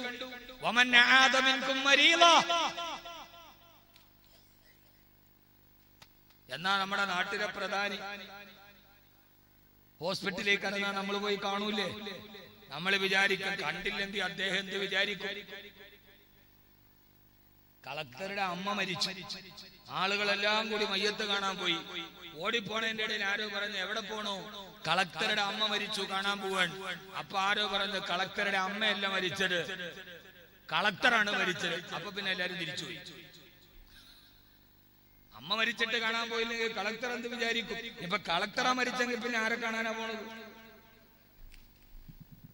കളക്ടറെ അമ്മ മരിച്ചിട്ട് കാണാൻ പോയില്ലെങ്കിൽ കളക്ടർ പിന്നെ പോയാൽ സ്വീകരിക്കോ? എന്റെ പൊന്നു മനുഷ്യന്മാരെ, ഒരു കല്യാണത്തിന് എത്ര പേര് അദ്ദേഹത്തെ വിളിക്കാറുണ്ട്? ഏറ്റവും അവസാനം ഓർമ്മ വന്നാല് വെള്ളിയാഴ്ച കഴിഞ്ഞ് ഇറങ്ങുമ്പോ ഒന്ന് വിളിക്കും. ഞാനീ പറയണേല് നിങ്ങൾക്ക് എന്തെങ്കിലും സങ്കടം തോന്നണുണ്ടോ? ഉണ്ടോ? എന്നാ നമ്മളെ രണ്ടുപേര് ഈമാനുള്ളവരാണ്. അല്ലാഹു നമ്മളെ അങ്ങനെ ആക്കട്ടെ. നമ്മളൊരു കാര്യം പറയുമ്പോ അക്കാര്യത്തിൽ നമുക്ക് ഒരു വിഷമവും തോന്നരുത്. പടച്ചോനെ, അള്ളാഹ് ഇഷ്ടപ്പെട്ട കാര്യമാണെങ്കിൽ ഞാനത് ചെയ്യും റബ്ബേ. അള്ളാഹ് ഇഷ്ടപ്പെടാത്തതാണോ ഞാനത് മാറ്റും റബ്ബേ. അത്ര ഓർത്താ മതി. അല്ലാതെ ഞാൻ നിങ്ങളെ വിമർശിക്കാൻ വന്ന ഒരാളോ നിങ്ങളെ കുറ്റം പറയാൻ പറഞ്ഞ ഒരാളും അല്ല. എന്റെ ഒരു ശൈലിയിൽ അങ്ങ് പറയുന്നു എന്ന് മാത്രമേ ഉള്ളൂ. അള്ളാഹു നമ്മളെ സ്വീകരിക്കട്ടെ. അപ്പൊ പള്ളിയിൽ ചോറെടുക്കണ ഒരാള്, പള്ളിയിലെ ഇമാമിന് ചോറ് കൊണ്ടുവരുന്ന ഒരാളുണ്ടാവും. ഒരു വലിയ പാത്രത്തില്, ട്രെയിനിന് ഇത്രയും ബോഗി ഉണ്ടാവില്ല, അത്രയും വലിയൊരു പാത്രത്തിൽ പറഞ്ഞ ആളുണ്ടാവും. നമ്മൾ അവരെ മാറ്റി നിർത്താറുണ്ടോ? എങ്കിൽ അള്ളാഹുവിൽ നിന്ന് നമ്മൾ അകന്നുപോയവരാണ്. അള്ളാഹു നമ്മളെ കാത്തിരക്ഷിക്കട്ടെ. വളരെ പ്രധാനപ്പെട്ട കുറെ കാര്യങ്ങൾ പറയാറുണ്ട്. നമ്മൾ പറയൊരു പാവപ്പെട്ട തൊഴിലാളിയെ കാണുമ്പോ യഥാർത്ഥത്തിൽ ഇയാൾ എന്റെ സുഹൃത്താണെന്ന് പറയാറുണ്ട്. അള്ളാഹു നമ്മളെ കാത്തിരക്ഷിക്കുമാറാകട്ടെ. ആമീൻ പറയും മനുഷ്യന്മാരെ. അള്ളാഹു നമ്മളെ കാത്തിരക്ഷിക്കുമാറാകട്ടെ. യഥാർത്ഥത്തിൽ ദരിദ്രന്മാരാരാ? ആ ദരിദ്രന്മാര് അള്ളാഹുവിന്റെ അടുക്കൽ ഏറ്റവും അടുപ്പമുള്ളവരാ. സഹോദരാ, സഹോദരി, ആ ദരിദ്രന്മാരെ നിങ്ങൾ ആട്ടിയോടിക്കരുത്. നമ്മുടെ വീട്ടിലൊരാള് ഒരു നേരത്തെ അന്നത്തിന് വന്നാൽ ഹബീബായ നബി സല്ലല്ലാഹു അലൈഹി വസല്ലമ പറയാ, നാളെ പരലോകത്ത് ചെല്ലുമ്പോ അല്ലാഹു സുബ്ഹാനഹു വ തആല ഓരോരുത്തരോട് ചോദിക്കുവത്രേ, ഞാൻ നിന്റെ മുമ്പിൽ വിശന്നിട്ട് വന്നുവല്ലോ, എന്തേ നീ എനിക്ക് ഭക്ഷണം തരാതിരുന്നത്? ചോദിക്കും അല്ലാഹുവേ, നീ എന്റെ മുമ്പിൽ ഭക്ഷണത്തിന് വരികയോ? ലോകത്തുള്ള കോടാനുകോടികൾക്ക് ഭക്ഷണം കൊടുക്കുന്ന റാസിക്ക് നീയല്ല റബ്ബേ, നിനക്കെന്തിനാണ് ഭക്ഷണം ആവശ്യം? നീ എന്റെ വീട്ടിൽ ഭക്ഷണത്തിന് വന്നെങ്കിൽ എല്ലാം നിനക്ക് തരുമായിരുന്നല്ലോ റബ്ബേ, എന്താണ് നീ പറയുന്നതെന്ന് ചോദിക്കുമ്പോ അല്ലാഹു പറയും, നിന്റെ വീട്ടുമുറ്റത്ത് എത്ര പേര് നേരത്തെ ഭക്ഷണത്തിന് കൈനീട്ടി വന്നു, അവരെയൊക്കെ നീ ആട്ടി ഓടിച്ചില്ലേ, ആ വന്നവരെ ഞാൻ പറഞ്ഞു വിട്ടവരാണ്, നീ എന്നെ ഓടിച്ചതിന് തുല്യമാണ് എന്ന് അല്ലാഹു മറുപടി പറയുമെന്ന് നബി മുഹമ്മദ് മുസ്തഫ. പ്രത്യേകിച്ച് എന്റെ സഹോദരിമാരോട് ഓർമ്മിപ്പിക്കുകയാ, എപ്പോഴും സദാസമയവും വീട്ടിലുള്ളവര് നിങ്ങളല്ലേ. ഒരാള് മുമ്പിൽ വന്നാൽ, ഒരു സഹായം ചോദിച്ചു വന്നാൽ, ഒരൽപ്പം ഭക്ഷണം ചോദിച്ചു വന്നാൽ, മകളെ കെട്ടിക്കാൻ ചോദിച്ചു വന്നാൽ അവരെ ആട്ടി ഓടിക്കരുത്. ഉള്ളതനുസരിച്ചിട്ട് അവർക്ക് സദക്ക കൊടുക്കണേ. ആ സമയത്ത് ബാക്കവി പറഞ്ഞ ഈ വാക്കോർക്കണേ, ഈ വന്നത് ഈ പാവപ്പെട്ടവനല്ല, ഇത് പടച്ച തമ്പുരാൻ പറഞ്ഞു വിട്ടതാണ്. ഇവരെ ആട്ടി ഓടിച്ചാൽ നാളെ അല്ലാഹുവിന്റെ മുമ്പിൽ ചോദ്യം ചെയ്യപ്പെടുമെന്നുള്ള ബോധം വേണേ. ഇനി കൊടുക്കാൻ ഒന്നും നിന്റെ കയ്യിലില്ലെങ്കിൽ ഖൗലും മഅറൂഫിൻ സദഖൈറും മിൻ സദഖ, ഒരു നല്ല വാക്ക് പറഞ്ഞിട്ട് സഹോദരാ ഇപ്പൊ എന്റെ കയ്യിലില്ല, പിന്നെ നിങ്ങൾ വന്നാൽ ഞാൻ തരാമെന്ന് ഒരു നല്ല വാക്ക് പറഞ്ഞു വിട്ടാൽ അതൊരു സദഖയേക്കാൾ പ്രതിഫലമുള്ളതാണെന്ന്. ലോകമാന്യത ആഗ്രഹിച്ചിട്ട് കൊടുക്കുന്ന ലക്ഷത്തിനേക്കാൾ ഒന്നും ആഗ്രഹിക്കാട് ഒരു പാവപ്പെട്ടവനോട് പുഞ്ചിരിയോടെ പറയുന്ന ഒരു വാക്കിന് സഹോദരാ 1000 പേരുടെ മുമ്പിൽ എന്റെ പേര് വായിക്കപ്പെടണം, എല്ലാവരും എന്നെ കുറിച്ച് വലിയ ധർമ്മിഷ്ഠനാണെന്ന് പറയണം എന്ന ഉദ്ദേശത്തെ 1 കോടി കൊടുക്കുന്നതിനേക്കാൾ വലിയ സദക്കയാണ്. ഒന്നുമില്ലാത്ത ഒരുത്തന്റെ മുമ്പിൽ ഒരു പാവപ്പെട്ടവൻ വരുമ്പോ നല്ല പുഞ്ചിരിയോടെ അവനെ ചേർത്ത് പിടിച്ചിട്ട് സഹോദരാ എന്റെ കയ്യിൽ ഇപ്പൊ ഒന്നുമില്ല, ഇൻഷാ അല്ലാഹ് ഇനി ഒരിക്കലും കാണുമ്പോ ഞാൻ എന്തെങ്കിലും തരാം, അല്ലാഹു നിന്നെ സഹായിക്കട്ടെ എന്ന് ഒരാൾ പറഞ്ഞാൽ അതിനാണ് ഏറ്റവും പ്രതിഫലമെന്ന് ഹബീബായ നബി മുഹമ്മദ് മുസ്തഫ സല്ലല്ലാഹു അലൈഹി വസല്ലമ. അല്ലാഹു നമ്മളെ അക്കൂട്ടത്തിൽ പെടുത്തട്ടെ. ആമീൻ പറയ്. അല്ലാഹു നമ്മളെ അക്കൂട്ടത്തിൽ പെടുത്തട്ടെ. ഇനി ഒരാളോട് പറയാം എന്റെ ഇല്ല, എന്നാൽ ഇൻഷാ അല്ലാഹ് ഇനി കാണുമ്പോ തരാം എന്ന് പറയാം. അതൊക്കെ ഒരു വലിയ സ്വഭാവമാണ്. അല്ലാഹു തൗഫീഖ് നൽകട്ടെ. ഇനി വിഷയത്തിന്റെ രണ്ടാമത്തെ ഭാഗം, ഇത്രയും നേരം ഞാൻ സമ്പന്നരോടാണ് പറഞ്ഞത്. ഇനി ഞാൻ പറയുന്ന രണ്ടാമത്തെ ഭാഗം എല്ലാ ദരിദ്രന്മാരോടുമല്ല, എല്ലാ ദരിദ്രന്മാരുമല്ല. ദാരിദ്ര്യമുണ്ട്, അള്ളാഹുവിനെ അനുസരിച്ച് ജീവിക്കുന്ന മുത്തഖിയുമാണ്.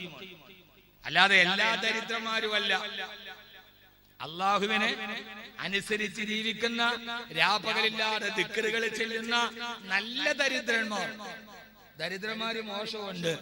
2 വിഭാഗം ആളുകൾ, അവരെ അള്ളാഹുവിന് തീരെ ഇഷ്ടമല്ല. അള്ളാഹു നമ്മൾ അതിൽ നിന്ന് കാക്കട്ടെ. ആമീൻ പറയും മനുഷ്യന്മാരെ. അതോ അതിൽ പെടണോ? 2 വിഭാഗം ആളുകൾ, ആ 2 വിഭാഗം ആളുകളെ അള്ളാഹു തീരെ ഇഷ്ടമല്ല. അവരിലേക്ക് അള്ളാഹു നോക്കുകയേയില്ല. ആഖിറത്തിലെത്തുന്നാൽ അവരോട് അള്ളാഹു സംസാരിക്ക പോലും ഇല്ല, മാറ്റി നിർത്തിക്കളയും. ഒന്നാലോചിച്ച് നോക്കി, കുറെ ആളുകൾ കൂടുന്ന സ്ഥലത്ത് നമ്മൾ പരസ്പരം സംസാരിക്കുന്നു, 2 പേരെ മാറ്റി നിർത്തിയിരിക്കുന്നു, അവരുടെ മുഖത്താരും നോക്കണില്ല, അവരോട് ആരും സംസാരിക്കണില്ല, ഒറ്റപ്പെട്ടു പോകില്ല നമ്മളവിടെ. മഹിശറ എന്ന മഹാസഭയിൽ അവരോട് നോക്കുക പോലുമില്ല 2 വിഭാഗം ആളുകൾ. അള്ളാഹു നമ്മൾ അതിൽ നിന്ന് കാക്കട്ടെ. പറഞ്ഞുതരട്ടെ, ചിരി ഗൗരവമുള്ള കാര്യമാണ്. ഒന്നാമത്തേത് ഫക്കീറുൻ മുത്തകബ്ബിറുൻ, അഹങ്കാരിയായ ദരിദ്രൻ. അവന് ദാരിദ്ര്യമുണ്ട്, അവന് കടങ്ങളുണ്ട്, ബാധ്യതകളുണ്ട്, എല്ലാ പ്രയാസങ്ങളും ദാരിദ്ര്യങ്ങളും അല്ലാഹു കൊടുത്തിട്ടുണ്ട്. പക്ഷേ അവന്റെ അഹങ്കാരത്തിന് ഒരു കുറവുമില്ല. വഫക്കീറുൻ മുത്തകബ്ബിറുൻ, ദരിദ്രനായ ദരിദ്രൻ, അഹങ്കാരിയായ ദരിദ്രൻ, ആവശ്യത്തിന് പ്രയാസവും കടവും ദുഃഖവും രോഗവും ഒക്കെയുണ്ട്. എന്നാൽ നാട്ടിൽ അടി ഉണ്ടാക്കും അവൻ നെഞ്ചു പിരിച്ച് ഫ്രണ്ടിയുണ്ട്. വെള്ളിയാഴ്ച ചുമയക്കടി ഉണ്ടാക്കാനും അവൻ ഫ്രണ്ടിലുണ്ട്. അവന്റെ അത്രയും വലിയ അഹങ്കാരിയ ദുനിയാവി വേറെ ആരുമില്ല. ഈ ദാരിദ്ര്യം എന്ന് പറയുമ്പോ ആ ദരിദ്രൻ ആരാ? അള്ളാഹ് ഇഷ്ടപ്പെട്ട ദാരിദ്ര്യമുണ്ട്, ഇഷ്ടപ്പെടാത്ത ദരിദ്രനുണ്ട്. അവനില്ലാത്ത പ്രശ്നവും പ്രയാസവും ഒന്നുമില്ല. എന്നാ നാട്ടിൽ ഏത് കുഴപ്പത്തിനും ആരുണ്ട്? ഇവനുണ്ട്. ആളുകൾ പറയടാ നിനക്ക് നിന്റെ കാര്യം തന്നെ കട്ടത്ത്. നീ ആരടാ എന്നോട് ചോദിക്കാൻ? നീ ആരെന്നോട് പറയാൻ? സർവ കുഴപ്പത്തിന് അവനുണ്ട്. ദരിദ്രനായ അഹങ്കാരിയായ ദരിദ്രനെ അള്ളാഹ്ക്ക് ഇഷ്ടമല്ല. ദാരിദ്ര്യമുള്ള പെണ്ണാണ്, എന്നാൽ സർവ്വ അയലോക്കത്തും കുഴപ്പമുണ്ടാക്കുക അവളുണ്ട്. അവളുടെ ജോലി 3 നേരം കഞ്ഞി വെക്കാനുള്ള ഗതി വീട്ടിലില്ല, എന്നാൽ 6 നേരം അയലോക്കത്തെ വീട്ടിൽ ഇത്രയും വസാദ് ഉണ്ടാക്കാൻ തിണ്ണതോറും ഇങ്ങനെ നിരങ്ങി നടന്ന് ആ അയലോക്കത്തുള്ള സർവ്വ പ്രശ്നത്തിന് അവളുണ്ട്. എന്നാ റബ്ബേ പ്രയാസമാണല്ല, നീ മാറ്റിത്താന്ന് നിസ്കാരപ്പായിരുന്ന് കരയാൻ അവൾക്ക് നേരമില്ല. അവളെല്ലാം കുഴപ്പത്തിനുമുണ്ട്. അങ്ങനെയുള്ള ദരിദ്രനെ അള്ളാഹ്ക്ക് ഇഷ്ടമല്ല. രണ്ടാമത്തെ ആൾ പറയട്ടെ രണ്ടാമത്തെ ആളാരാ? വ്യഭിചാരിയായ വൃദ്ധൻ തലമുടി നരച്ചിട്ടുണ്ട്, താടിയിൽ നര വീണിട്ടുണ്ട്, ഏതാണ്ട് വയസ്സ് 60 കടന്നിട്ടുണ്ട്. എന്നാലും ഇപ്പണി മാത്രം അവൻ നിർത്തിയിട്ടില്ല. വൃദ്ധനായ വ്യഭിചാരി തലമുടി നരച്ചു, താടി നരച്ചു, കാലിന്റെ മുട്ടൊക്കെ അത്ര നിർവാതായി, എന്നാലും ഇപ്പണി നിർത്തിയിട്ടില്ല. അയാൾ അല്ലാഹു കാക്കട്ടെ. ഞാൻ പറയണ മനസ്സിലാവണുണ്ടോ? നിങ്ങൾക്ക് ഞാൻ പറയണ മനസ്സിലാവണുണ്ടോ? ശൈഖുൽ സാനി, വ്യഭിചാരിയായ വൃദ്ധനെ അള്ളാഹ്ക്ക് ഇഷ്ടമല്ലെന്നാണ്. അപ്പൊ വ്യഭിചാരിയായ യുവാവോ? ചെറുപ്പക്കാരെ നമ്മൾ രക്ഷപ്പെട്ടടാ, അള്ളാഹ്ക്ക് നമ്മളോട് വലിയ ഇഷ്ട. നമ്മളങ്ങനെ മഫ്ഹൂമ് മുഖാലഫ നോക്കുന്ന ആളുകളാ. എന്നാ കേട്ടോളി, എന്റെ മോനെ, 25 വയസ്സുള്ള ഒരു ചെറുപ്പക്കാരൻ വ്യഭിചരിച്ചാൽ കിട്ടുന്ന ശിക്ഷയല്ല 40 വയസ്സുള്ള ഒരാൾ വ്യഭിചരിച്ചാൽ ഇരട്ടി ശിക്ഷ. ഞാൻ പറഞ്ഞ മനസ്സിലാവണുണ്ടോ? 25 വയസ്സുള്ള കരികരുത്ത ക്ഷുഭിത യൗവനത്തിന്റെ പ്രതീകമായ യുവാവ് വ്യഭിചരിക്കുന്ന ആ യുവാവിന് ശിക്ഷയുണ്ട്. അതിന്റെ ഇരട്ടി ശിക്ഷയാണ് 40 വയസ്സായപ്പോ വ്യഭിചരിച്ചവൻ.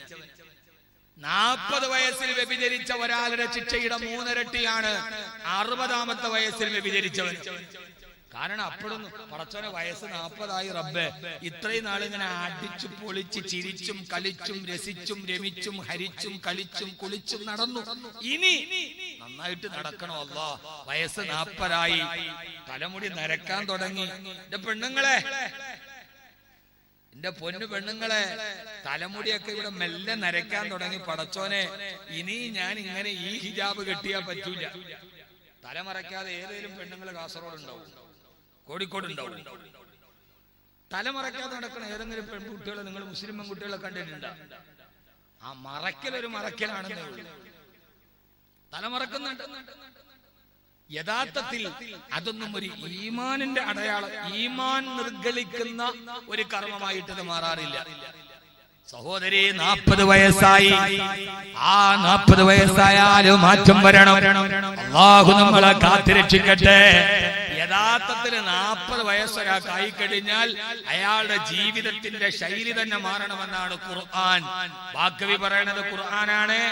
40 വയസ്സായാൽ പിന്നെ അതുവരെയുള്ള ജീവിതത്തിന്റെ ശൈലിയല്ല 40 കഴിഞ്ഞാൽ. ബാക്കവിന്റെ വകയല്ല ഖുർആൻ.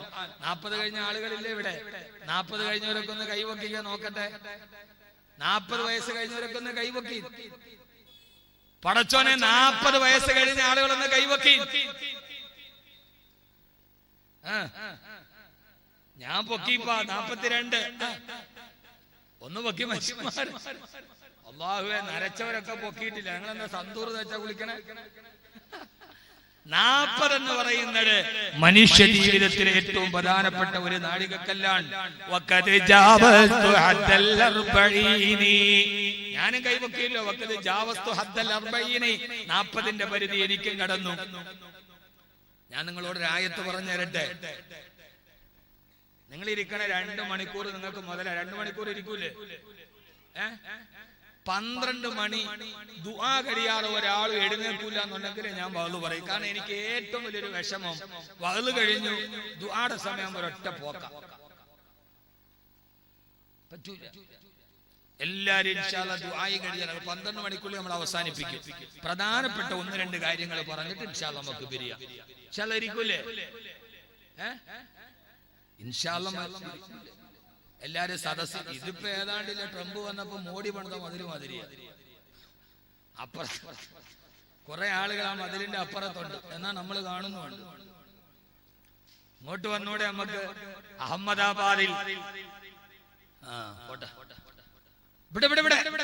40 വയസ്സ് കഴിഞ്ഞാൽ സഹോദരാ, ഒരു മനുഷ്യന്റെ ജനന മരണങ്ങളുടെ ഇടയിലുള്ള യാദൃച്ഛികതകളും ആകസ്മികതകളും നിറഞ്ഞ ജീവിതം.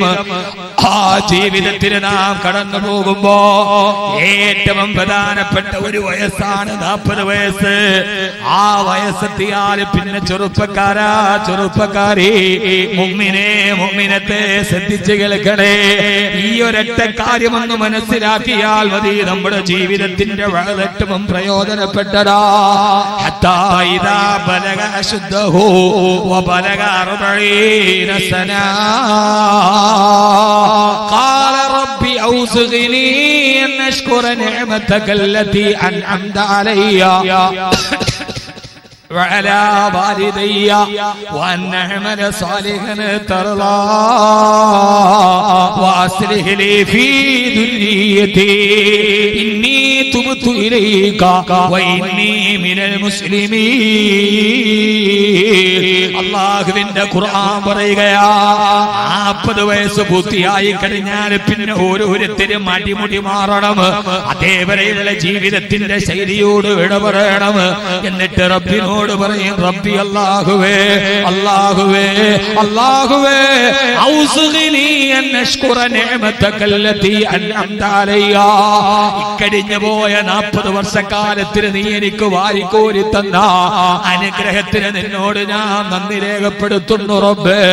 വഅലാ വാലിദയ്യ, എന്റെ മാതാപിതാക്കൾക്ക് നീ ആ അനുഗ്രഹം നൽകണേ അല്ലാ. എന്നിട്ട് പറയാണ്, റബ്ബേ 40 വർഷം കഴിഞ്ഞല്ലോ, അടിച്ചു പൊളിച്ചു ജീവിച്ചല്ലോ, ഇനി റബ്ബേ വഅൻ അഅമല സാലിഹൻ തർളാ, ഇനി നിനക്കിഷ്ടപ്പെട്ട നല്ല പ്രവർത്തനങ്ങൾ ചെയ്ത് എന്റെ ആയുസ് ജീവിക്കാൻ നീ എനിക്ക് തൗഫീഖ് നൽകണേ റബ്ബേ. വാസ്ലിഹ് ലി ഫീ ദുർരിയതി, 40 കഴിഞ്ഞല്ലോ, എന്റെ കാലുകൾ ബലഹീനമാകുന്നുണ്ട്, എന്റെ ആരോഗ്യം തിരിച്ചു നടക്കുന്നുണ്ട്, പഴയതുപോലെ ബിസിനസ് നടത്താൻ വയ്യ. വാസ്ലിഹ് ലി ഫീ ദുർരിയതി, എന്റെ മക്കളെ അതെല്ലാം ഏറ്റെടുക്കാൻ പ്രാപ്തരാക്കി എന്റെ മക്കളെ നീ സാലിഹീങ്ങളാക്കണയല്ലാ. 40 കഴിഞ്ഞാൽ ഏതാണ്ട് നമ്മുടെ മക്കൾക്കൊരു ശരാശരി 25 വയസ്സിൽ കല്യാണം കഴിച്ചാൽ നമ്മുടെ മക്കള് 13, 14, 15 വയസ്സാകുമല്ലോ. ആ സമയത്തല്ലേ മക്കള് വഴിതെറ്റിപ്പോവുക. 40 വയസ്സുള്ള വാപ്പ ദുആ ചെയ്യണേ, ഉമ്മ ദുആ ചെയ്യണേ, വാസ്ലിഹ് ലി ഫീ ദുർരിയതി, എന്റെ മക്കളെ നീ സാലിഹീങ്ങളാക്കണയല്ലോ. മറ്റുള്ളവരുടെ മുമ്പിൽ അപമാന ഭാരത്താൽ തലകുനിക്കുന്ന മക്കളാക്കല്ല റബ്ബേ. പടച്ചവനെ 40 ഇന്നീ തുബ്തു ഇലൈക, നിന്നിലേക്ക് ഞാൻ പശ്ചാത്തപിച്ചു മടങ്ങുന്നു അല്ലാ, നിന്നിലേക്ക് ഞാൻ തിരിച്ചു നടക്കുന്നു അല്ലാ, നിന്നിലേക്ക് ഞാൻ പശ്ചാത്തപിക്കുന്നു അല്ലാ. ഇനി എനിക്കൊരു യഥാർത്ഥ മുസ്ലിമായി മുഅ്മിനായി ജീവിക്കാൻ നീ എനിക്ക് തൗഫീഖ് നൽകണേ അല്ലാ.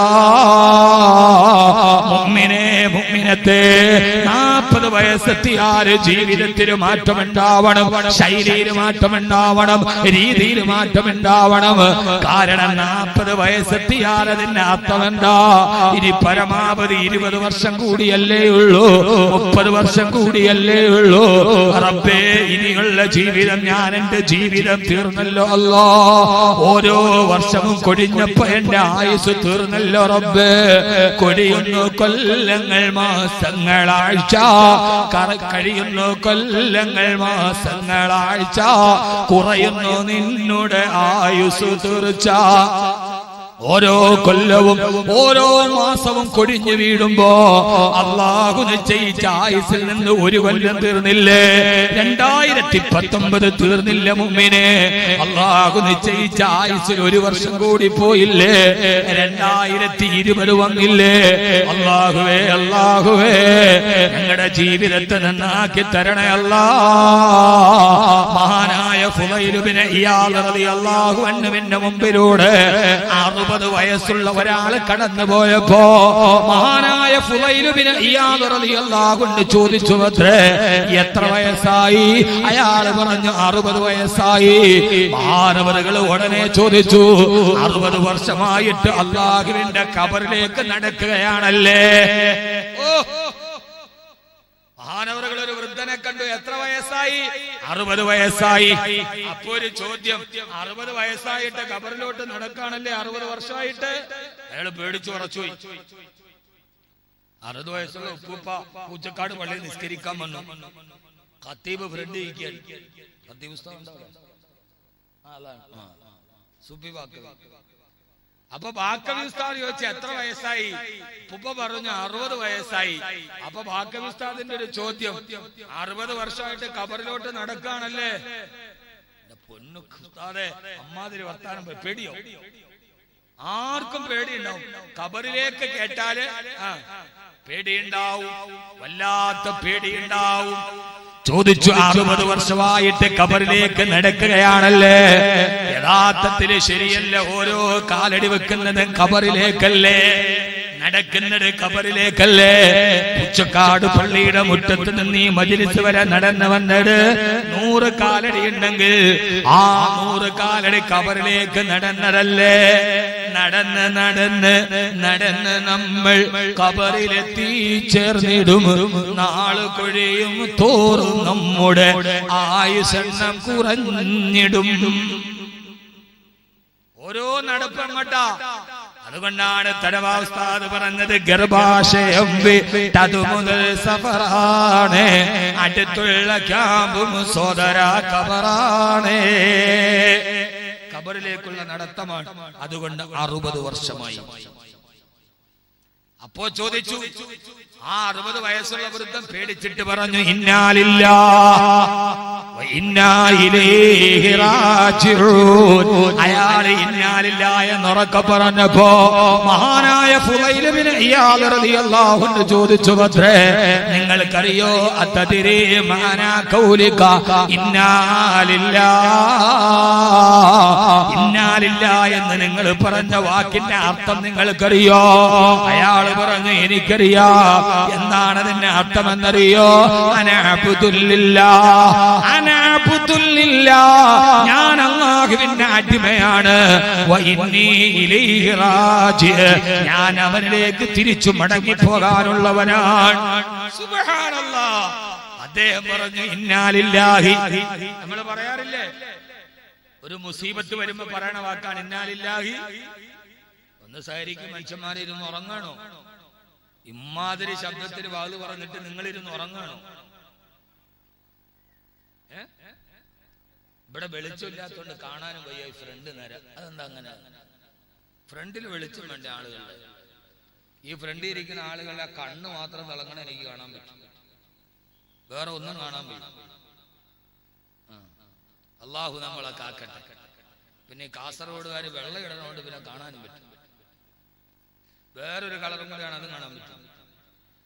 നമ്മൾ പറയാറില്ല, എന്താ പറയാനില്ല പറയും. ഒരു ദിക്റിന്റെ പ്രതിഫലം കിട്ടൂല. ഇന്നാലില്ലാഹി വ ഇന്നാ ഇലൈഹി റാജിഊൻ. എന്താണ് പറഞ്ഞത് വാക്കിന്റെ അർത്ഥമെന്നറിയോ? അനഅബ്ദുലില്ലാഹ്, ഞാൻ അല്ലാഹുവിന്റെ അടിമയാണ്. വഅന ഇന്നി ഇലൈഹി റാജി, ഏത് സമയത്തും ഞാൻ അവനിലേക്ക് തിരിച്ചു പോകാനുള്ളവനാ.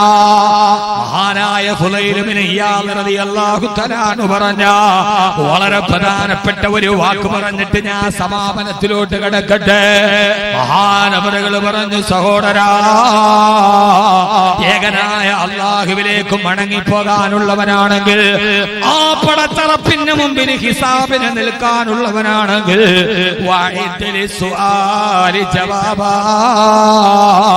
അവൻ ചോദിക്കുന്ന ചോദ്യത്തിന് മറുപടി തയ്യാറാക്കിയിട്ട് പോകണേ. അല്ലാഹു ചോദിക്കുന്ന ചോദ്യത്തിന് മറുപടി പറയാൻ നിനക്ക് കഴിയുമോ? ഒന്ന് നിങ്ങൾ ചിന്തിക്കുക.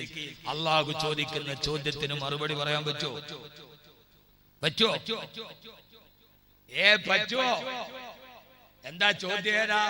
ഞാൻ വിഷയത്തിൽ നിന്ന് മാറിയതല്ല മോനെ. ഇന്നാലില്ല പറഞ്ഞാ പോരാ, അതിന്റെ അർത്ഥം ഞാൻ അല്ലാഹുവിന്റെ അടിമയാണ്, അവനിലേക്ക് ഏത് സമയത്തും ഞാൻ മടങ്ങി പോകേണ്ടവനാണ്. എന്നാൽ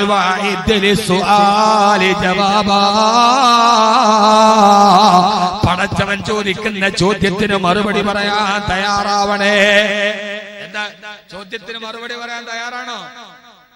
തയ്യാറാണോ? എന്നാ ചോദ്യേരാ മോനെ. ആദ്യത്തെ ചോദ്യേടാ, നിന്റെ സമ്പത്തിനെ കുറിച്ചാണ്. എവിടെ നിന്ന് സമ്പാദിച്ചു, എവിടെ കൊണ്ട് ചെലവഴിച്ചു? ദരിദ്രന്മാർക്ക് ചോദ്യമില്ലല്ലോ. ഒരർത്ഥത്തില് ദാരിദ്ര്യം ഒരു അനുഗ്രഹമല്ലേ?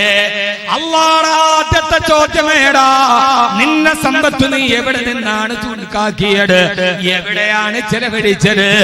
സമ്പന്നന്മാരെ അതിന് മറുപടി പറയാതെ പോവാൻ സാധ്യമല്ല. അല്ലാഹു നമുക്ക് തൗഫീഖ് നൽകട്ടെ. ആദ്യത്തെ ചോദ്യം മിൻ ഐന തസബഹു, എവിടെന്ന് സമ്പാദിച്ചു, എങ്ങനെ ചെലവഴിച്ചു? രണ്ട് ചോദ്യം. സമ്പന്നന്മാരെ കൊടുക്കണം. അല്ലാഹു കൊടുക്കാൻ തൗഫീഖ് നൽകട്ടെ. സമ്പന്നന്മാരാരും കൊള്ളൂല എന്നല്ല, എത്ര സമ്പത്തുണ്ടോ അതിനനുസരിച്ച് കൊടുക്കണം. ബഖീലന്മാരാവരുത്. സയ്യിദുൽ ബുഖലായി ഹാദൽ ഖൗമി വഹാദൽ വത്നി ആവരുത്. നന്നായി സദഖ ചെയ്യണം. നമ്മുടെ ബഹുമാനനായ എം എ യൂസുഫ് അലി സാഹിബ്, അല്ലാഹു ആരോഗ്യത്തുള്ള ദീർഘായുസ്സ് കൊടുക്കട്ടെ. അദ്ദേഹം ഈ അടുത്തൊരു സമ്മേളനത്തിൽ ഞാനുണ്ട്, അദ്ദേഹം പങ്കെടുത്ത സദസ്സിൽ ആ സ്ഥാപനത്തിന് 1 കോടി രൂപ കൊടുത്തിട്ട് പറഞ്ഞു, ഇത് യൂസുഫ് അലിയുടെ ഔദാര്യമല്ല, ഇത് യൂസുഫ് അലിയുടെ കടമയാണ്, അള്ളാഹ് എന്നോട് ചെയ്യാൻ പറഞ്ഞ കടമയാണ്. അങ്ങനെ പറയണമെങ്കിൽ ഒരു മനസ്സ് വേണമല്ലോ.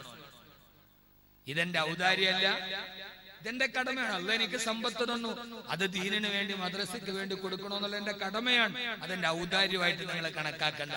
അതുകൊണ്ട് സമ്പന്നന്മാരെ കൊടുക്കി, ദീനിന് വേണ്ടി കൊടുക്കി. ഈ പൈസ മുഴുവനും കയ്യുമേ വെച്ചിട്ട് എന്ത് ചെയ്യാൻ എന്റെ കുട്ടിയെ? ഈ കാശ് മുഴുവൻ ഇങ്ങനെ കെട്ടിപ്പൊക്കി ബാങ്കിലും അലമാരയിലും വെച്ചിട്ട് എന്ത് ചെയ്യാനാണ്? അതുപോലെയാണ് നമ്മുടെ ഹാജി പി എ ഇബ്രാഹിം ഹാജി, അള്ളാഹു ആരോഗ്യത്തോടെ ദീർഘായുസ്സ് കൊടുക്കട്ടെ.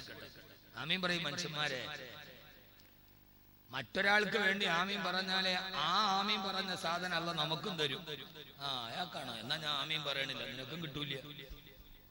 നമ്മൾ വിചാരിക്കും അയാൾക്കാണ്, എന്നാ ഞാൻ ആമീൻ പറഞ്ഞു, അവനെ ഡയലോക്കങ്കാരനാണ്, ആ പറയണ നമുക്കും കിട്ടൂല. ദീനീ മദ്രസകളെ, ദീനീ കാര്യങ്ങളെ വലുതായി സഹായിക്കുന്ന ഒരു വലിയ വ്യക്തിത്വമാണ് അല്ലാഹു. അദ്ദേഹത്തിന് ആഫിയത്തുള്ള ദീർഘായുസ്സ് കൊടുക്കട്ടെ.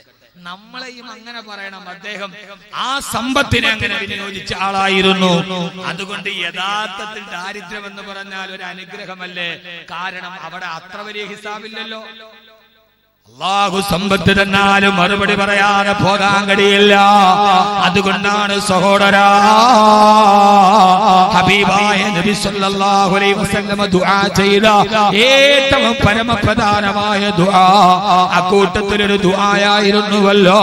അല്ലാഹുവിന്റെ പ്രവാചകന്റെ പ്രിയപ്പെട്ട ഭാര്യ ആയിഷ റളിയല്ലാഹു അൻഹാ, ഉറക്കെ ആയിഷത്തു സിദ്ദീഖ, ആയിഷത്തു സിദ്ദീഖ റളിയല്ലാഹു അൻഹാ. സമയായോ? നിർത്താൻ സമയായ? ഒരു വളരെ പ്രധാനപ്പെട്ട ഒരു ദുആ പറഞ്ഞ് പിന്നെ റജബല്ലേ, നിങ്ങൾക്കൊരു 4 കാര്യം പറഞ്ഞു തരാനുണ്ട്. അതും കൂടെ പറഞ്ഞ ഇൻഷാ അല്ലാഹ് തമ്മത്തിൽ കിതാബ് ബിഔനില്ലാഹിൽ മലിക്കിൽ വഹാബ്. ആ 4 കാര്യം കൂടെ പറഞ്ഞ അൽഹംദുലില്ലാഹ് റാഹത്തായി. അല്ലാഹു നമുക്ക് നല്ലത് പറയാൻ തൗഫീഖ് നൽകട്ടെ. കേൾക്കണം മുഅ്മിനെ, എന്റെ പ്രിയപ്പെട്ട മുഅ്മിനത്തെ. ഒരു ഭാര്യ ഭർത്താവിനെ കുറിച്ച് പറയാൻ ആയിഷ റളിയല്ലാഹു അൻഹാ, ഹബീബായ നബി തങ്ങളുടെ പ്രിയപ്പെട്ട ഭാര്യ ഉമ്മുനാ ആയിഷ റളിയല്ലാഹു അൻഹാ മഹദി അവറുകൾ പറയാ, ഞാൻ ഹബീബായ നബി തങ്ങളുടെ കൂടെ രാത്രിയിൽ കിടന്നു. രാത്രിയിൽ ദാരിദ്ര്യത്തിന്റെ അങ്ങേയറ്റത്താണ് മുസ്തഫായ നബി തങ്ങളുടെ വീട് സല്ലല്ലാഹു അലൈഹി വസല്ലം. സല്ലല്ലാഹു അലൈഹി വസല്ലം, സല്ലല്ലാഹു അലൈഹി വസല്ലം, സല്ലല്ലാഹു അലാ മുഹമ്മദ്.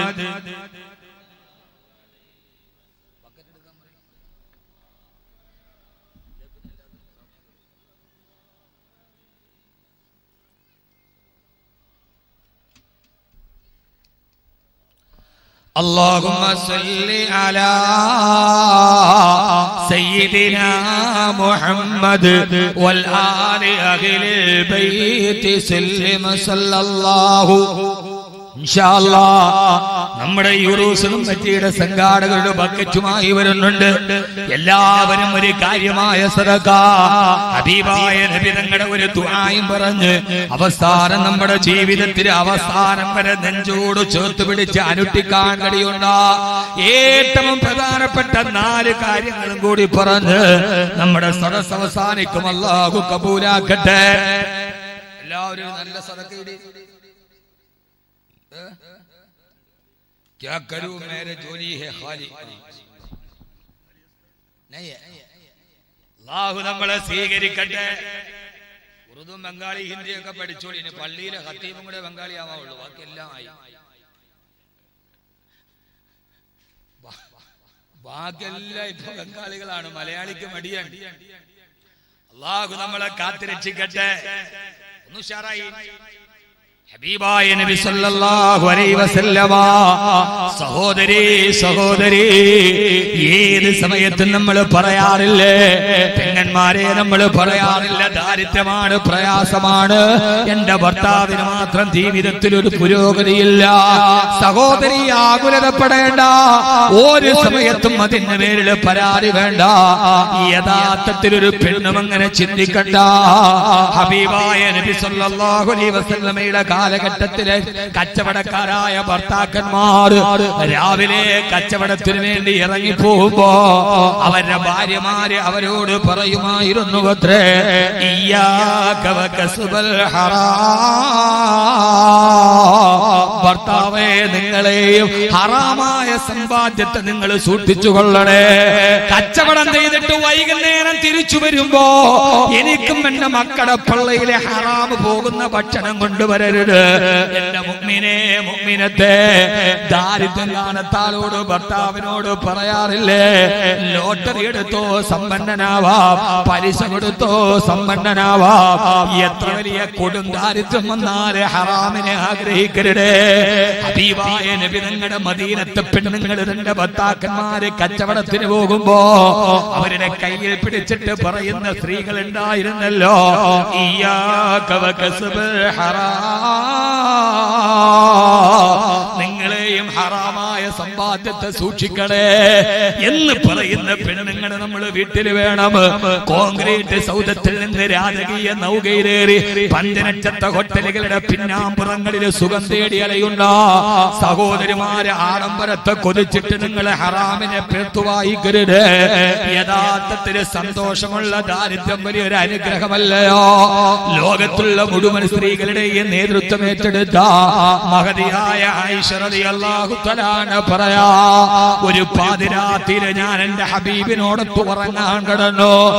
ആരെങ്കിലും ദാരിദ്ര്യത്തിന്റെ പേരിൽ മനസ്സിൽ നിരാശയുണ്ടെങ്കിൽ സഹോദരി ആയിഷ റളിയല്ലാഹു അൻഹയുടെ വാക്ക് കേട്ടോളൂ. പാതിരാ സമയത്ത് ഉറക്കത്തിൽ നിന്ന് എഴുന്നേറ്റ് നോക്കുമ്പോ എന്റെ പ്രിയപ്പെട്ട ഹബീബിനെ കാണുന്നില്ല. പലയിടത്തും ഞാൻ നോക്കി, എന്റെ റസൂലിനെ കാണുന്നില്ല. ഞാൻ അവിടെ നിന്ന് പല ഭാഗത്തും നോക്കി, എവിടെ എന്റെ ഹബീബ്, ഇവിടെ? പാതിരാ സമയത്ത് എന്റെ ശരീരത്തോട് കെട്ടിപ്പിടിച്ച് കിടന്ന എന്റെ ഹബീബ് ഇവിടെ? ഞാൻ ആ മദീന പട്ടണം മുഴുവനും രാത്രിയിൽ നോക്കി, അല്ലാഹുവിന്റെ റസൂലിനെ കാണുന്നില്ല. അവസാനം എന്റെ ഹൃദയത്തിൽ ഒരു ചിന്തയായി, രാത്രിയിൽ ഞാൻ ഉറങ്ങിക്കിടന്നപ്പോ മറ്റുള്ള ഭാര്യമാരുടെ അടുക്കലേക്ക് പോയിട്ടുണ്ടാകുമോ എന്ന് വിചാരിച്ചിട്ട് ഞാൻ മറ്റുള്ള ഭാര്യമാരുടെ വീടിന്റെ മുമ്പിൽ ചെന്നു. സഹോദരാ സഹോദരി, പൂച്ചക്കാട് എന്നെ കേൾക്കാനെത്തിയ പാവപ്പെട്ട സഹോദരാ സഹോദരി, മറ്റുള്ള ഭാര്യമാരുടെ വീടെന്ന് പറഞ്ഞാല് അല്ലാഹുവിന്റെ റസൂലിന്റെ ഭാര്യമാരില്ലേ? ആയിഷത്തും വാ ഹഫ്സത്തും വാ സൗദ, സഫിയത്തും മൈമൂനത്തും വാ റംല. ഹിന്ദും വസൈനബൻ കഥാ ജുവൈരിയ ലിൽ മുഅ്മിനീന ഉമ്മഹാത്തുൻ മർദിയ. ഹബീബായ നബി തങ്ങളുടെ 10 ഭാര്യമാർക്ക് 10 വീടുണ്ടായിരുന്നില്ല. മദീനത്തെ പള്ളിയുടെ ഭിത്തിയോട് ചേർന്നിട്ട് 8 മടം നീളമുള്ള 10 മടം വീതിയുള്ള ഒരു ഈത്തപ്പന മരത്തിന്റെ കുടിലുണ്ടാക്കി കൊടുത്തു. ആദ്യത്തെ കൊച്ചു റൂം ഹഫ്സാ ബീവിക്ക് കൊടുത്തു. രണ്ടാമത്തെ വർഷം കാക്കക്കൂടുണ്ടാക്കുന്നത് പോലെ രണ്ടാമത് റൂം അതിനോട് ചേർത്തുണ്ടാക്കി അത് ആയിഷ ബീവിക്ക് കൊടുത്തു. മൂന്നാമത് വീണ്ടും കാക്കക്കൂടുണ്ടാക്കുന്നത് പോലെ അല്ലാഹുവിന്റെ ഹബീബ് ഒരു കൊച്ചു റൂം ഉണ്ടാക്കിയിട്ട് സൗദാ ബീവിക്ക് കൊടുത്തു. ഇങ്ങനെ പല പ്രാവശ്യം കാക്കക്കൂടുണ്ടാക്കുന്നത് പോലെ കൊച്ചു കൊച്ചു വീടുകൾ ഉണ്ടാക്കി കൊടുത്ത ഹബീബായ മുത്ത് തന്റെ ഭാര്യമാരുടെ വീടുകൾ ദാരിദ്ര്യത്തിന്റെ വീടായിരുന്നല്ലോ. ഹബീബായ നബി തങ്ങളുടെ ആ വീട്ടിലായിരുന്നല്ലോ. ആ വീടിന്റെ വാതിലൊരു പിടിവാതിൽ പോലും ഉണ്ടായിരുന്നില്ല. അത്രമേൽ ദാരിദ്ര്യത്തിൽ കഴിഞ്ഞ വീടിന്റെ മുറ്റത്ത് പോയി നോക്കിയപ്പോ അവിടെ ഒന്നും എന്റെ ഹബീബിനെ ഞാൻ കണ്ടില്ല. പിന്നെ എന്റെ മനസ്സിൽ വല്ലാത്ത പേടിയായി. അല്ലാഹുവിന്റെ ഹബീബിന് എന്തെങ്കിലും സംഭവിച്ചിട്ടുണ്ടാകുമോ? എന്റെ പ്രിയപ്പെട്ട ഭർത്താവിന് എന്തെങ്കിലും സംഭവിച്ചിട്ടുണ്ടാകുമോ? കണ്ണ് നിറഞ്ഞിട്ട് ഞാൻ മദീനത്തെ പള്ളിയുടെ മുറ്റത്ത് നിന്ന് പാതിരാത്രിയുടെ നിശബ്ദതയിൽ, ആ സമയത്ത് പാതിരാവിന്റെ നിശബ്ദതയിൽ കൊച്ചുകുട്ടികളെ കരയുന്നത് പോലെ ഞാനൊരു കരച്ചില് കേട്ടു. എവിടെ നിന്നറിയാൻ പോയപ്പോ എന്റെ വീടിന്റെ വാതിലിൽ പിടിച്ചിട്ട് മദീനത്തെ പള്ളിയുടെ മുറിയിലേക്ക് നോക്കിയപ്പോ അവിടെ എന്റെ പ്രിയപ്പെട്ട ഹബീബായ നബി സല്ലല്ലാഹു അലൈഹി വസല്ലമ സുജൂദിൽ കിടന്നിട്ട് ദുആ ചെയ്തിട്ട് കരയുന്ന ശബ്ദമാണത്. ആയിഷ റളിയല്ലാഹു തആല പറയാ, പാതിരാ സമയത്തിന്റെ അടുക്കൽ കിടന്നിട്ട് ഞാൻ ഉറങ്ങിയപ്പോ ഒളു എടുത്ത് നിസ്കരിച്ചിട്ട് സുജൂദിൽ കിടന്ന് അല്ലാഹുവിനോട് എന്താണ് ദുആ ചെയ്യുന്നതെന്നറിയാൻ ഞാൻ എന്റെ ചെവി ഇങ്ങനെ കൂർത്തു പിടിച്ചു. എനിക്ക് വേണ്ടിയായിരിക്കുമോ ദുആ? കാരണം റാത്തു സലാസിൽ യുദ്ധത്തിന് സഅദ് റളിയല്ലാഹു അൻഹു പോകുമ്പോ ഹബീബായ നബി തങ്ങളോട് സല്ലല്ലാഹു അലൈഹി വസല്ലമ അങ്ങയോട് ചോദിച്ചുവല്ലോ നബിയേ, ഈ ദുനിയാവിൽ അങ്ങേക്ക് ഏറ്റവും ഇഷ്ടം ആരോടെന്ന് ചോദിച്ചപ്പോ ഒരു നിമിഷം പോലും ചിന്തിക്കാതെ പറഞ്ഞത് അത് മറ്റാരോടുമല്ല, ആയിഷ. അതെന്റെ ആയിഷയോടാ, അതെന്റെ ആയിഷയോടാ. മുത്തുനബിയേ, മുത്തുനബിയേ, മുത്തുനബിയേ, അങ്ങേക്കായിരം സലാം നബിയേ. മദീനയുടെ പച്ചക്കുപ്പയുടെ താഴെ അന്ത്യവിശ്രമം കൊള്ളുന്ന ലോകത്തിന്റെ ഹബീബേ, കൽബിന്റെ തബീബേ, ആദർശത്തിന്റെയും ആദർശത്തിന്റെയും അനുഗ്രഹത്തിന്റെയും അവാച്യമായ കരതലങ്ങളെ അനുഗ്രഹ വർഷമായിട്ട് ഈ അനന്തരികായുസിലേക്ക് ആരവം പോലെ തന്നെ ഈ ആധുനിക ലോകത്തിന്റെ പൂരണമില്ലാത്ത സമസ്യകൾക്ക് ദർശനങ്ങൾ കൊണ്ട് സമവാക്യം പറഞ്ഞ മുത്ത് ഹബീബേ, മുത്ത് ഹബീബേ, റൂഹി ഫിദാ നബി മുഹമ്മദ് മുസ്തഫ സല്ലല്ലാഹു അലൈഹി വസല്ലമ. കൽബിന്റെ ഉള്ളിൽ പ്രിയപ്പെട്ട ഭാര്യയോടുള്ള പ്രണയത്തിന്റെ വിളക്കുമാണം കൂട്ടിച്ചേർത്ത് പറഞ്ഞ ഹബീബായ നബി തങ്ങൾ ഏറ്റവും ഇഷ്ടം ആയിഷയോടല്ലേ. രാത്രിയിൽ ദുആ സ്വീകരിക്കുന്ന തഹജ്ജുദിന്റെ സമയത്തുള്ള ദുആ എനിക്ക് വേണ്ടിയായിരിക്കുമല്ലോ എന്ന് ഞാൻ ഓർത്തപ്പോ അല്ലാഹുവിന്റെ റസൂലിന്റെ ദുആ ഞാൻ ശ്രദ്ധിച്ചു. ഏതാണ് ദുആ എന്നറിയോ? ദാരിദ്ര്യത്തെ കുറിച്ച് പറഞ്ഞ, ദരിദ്രനെ കുറിച്ച് പറഞ്ഞ ഈ സദസ്സ് ഇത് പറഞ്ഞ് വിനീതൻ അവസാനിപ്പിക്കട്ടെയോ? ഹബീബായ നബി തങ്ങൾ പാതിരാത്രിയിൽ തന്റെ പത്നിയുടെ അടുക്കൽ നിന്നെഴുന്നേറ്റ് പതിതമായ ശരീരത്തോടെ പരലോകത്തിന് വേണ്ടി ദുആ ചെയ്ത ആ ദുആ ഏതെന്നറിയോ? അല്ലാഹുമ്മ അഹ്യിനി മിസ്കീനാ വഅമിത്നി മിസ്കീനാ വഹ്ശുർനി ഗദൻ ഫീ സുംറത്തിൽ മസാകീൻ. അല്ലാഹുമ്മ അഹ്യിനി മിസ്കീനാ. ഒരു ഭരണാധികാരിക്ക് അങ്ങനെ ദുആ ചെയ്യാൻ കഴിയില്ല മുസ്ലിമേ, ചെറുപ്പക്കാരാ. ഈ ഹബീബിന്റെ അനുയായിയായതിൽ അഭിമാനം കൊണ്ടു. അല്ലാഹുമ്മ അഹ്യിനി മിസ്കീനാ. അല്ലാഹുവേ, നീ എന്നെ ഒരു ദരിദ്രനായി ജീവിപ്പിക്കണേ അല്ലാ. വഅമിത്നി മിസ്കീനാ. ദരിദ്രനായി ദരിദ്രനായി മരിപ്പിക്കണേ റബ്ബേ. വഗ്ശുറുനീ ഗദം ഫീ സുംറത്തിൽ മസാകീൻ. നാളെ പരലോകത്തിന്റെ മിസ്കീന്മാരുടെ കൂട്ടത്തിൽ ഒരുമിച്ച് കൂട്ടണേ അല്ലാഹ്. അല്ലാഹുമ്മ അഹീനി മിസ്കീനാ, പാവപ്പെട്ടവനായി ജീവിപ്പിക്കണേ റബ്ബേ. പാവപ്പെട്ടവനായി ജീവിച്ചില്ലയോ, ദരിദ്രനായി ജീവിച്ചില്ലയോ. ഫാത്തിമ ബീവിയുടെ 2 കുഞ്ഞുമക്കള് ഹസൻ ഹുസൈൻ റളിയല്ലാഹു അൻഹുമാ പട്ടിണി കിടന്നിട്ട് നിലവിളിച്ചപ്പോ ആ പേരമക്കൾക്ക് ഒരു നേരത്തെ ഭക്ഷണം കൊടുക്കാൻ ചൂതന്റെ ഈത്തപ്പഴത്തോട്ടത്തിൽ വെള്ളം കോരി നനച്ചില്ലയോ മുസ്തഫ. വെള്ളം കോരാൻ തൊട്ടി കിണറ്റിലേക്ക് ഇട്ടപ്പോ ആ കിണറ്റിന് തൊട്ടി വീണുപോയപ്പോ ചൂതൻ പ്രവാചകന്റെ മുതുകത്തടിച്ചിട്ട് അടിയേറ്റ് പൊളന്നില്ലയോ മുസ്തഫ. നബിയെ, അങ്ങ് ജീവിച്ചത് ദരിദ്രനായിട്ടാണല്ലോ. മരിച്ചപ്പെടും മണ്ണ് മിസ്കീനായിരുന്നല്ല നബിയെ. ആ സമയത്തും അങ്ങയുടെ പടച്ചട്ട ഒരു ജൂതന്റെ വീട്ടിലായിരുന്നല്ലോ നബിയെ.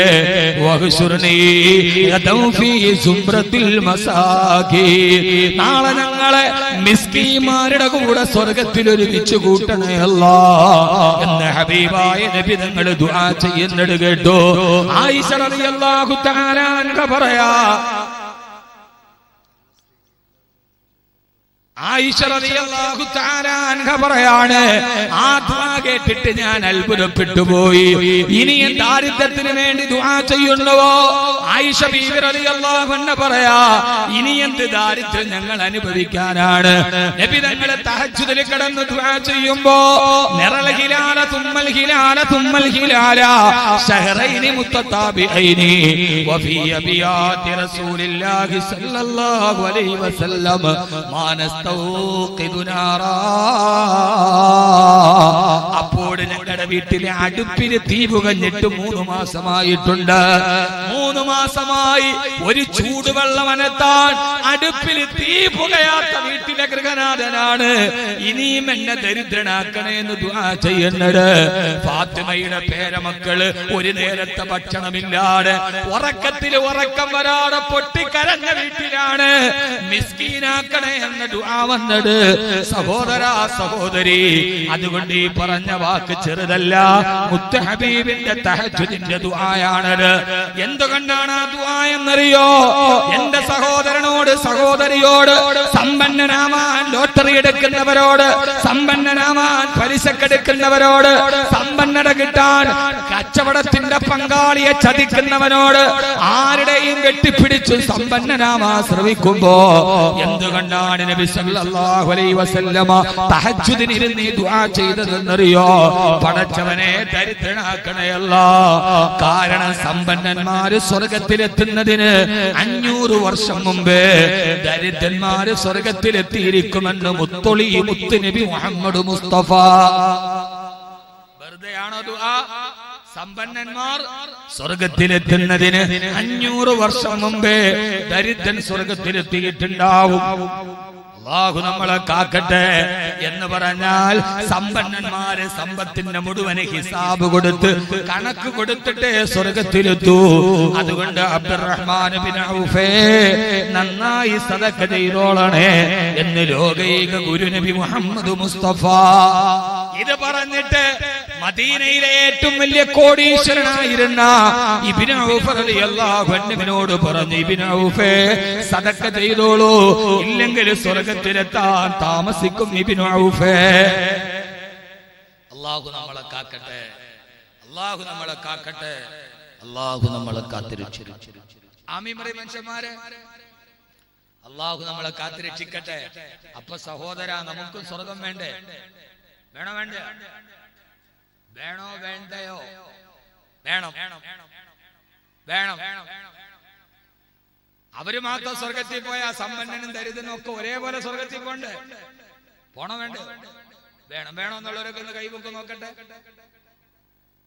പടച്ചോനെ ചിലരൊന്നും കൈപൊക്കനേ ഇല്ല. ആ താത്തിട്ട് കൈവെക്കാൻ വന്ന എന്റെ ടിക്കറ്റ് ഉണ്ടായിട്ടൊന്നും എന്റെ ഒന്നുമില്ല. നമുക്ക് തന്നെ ഏതാ അവസ്ഥ നമുക്ക് അറിഞ്ഞുകൂടാ.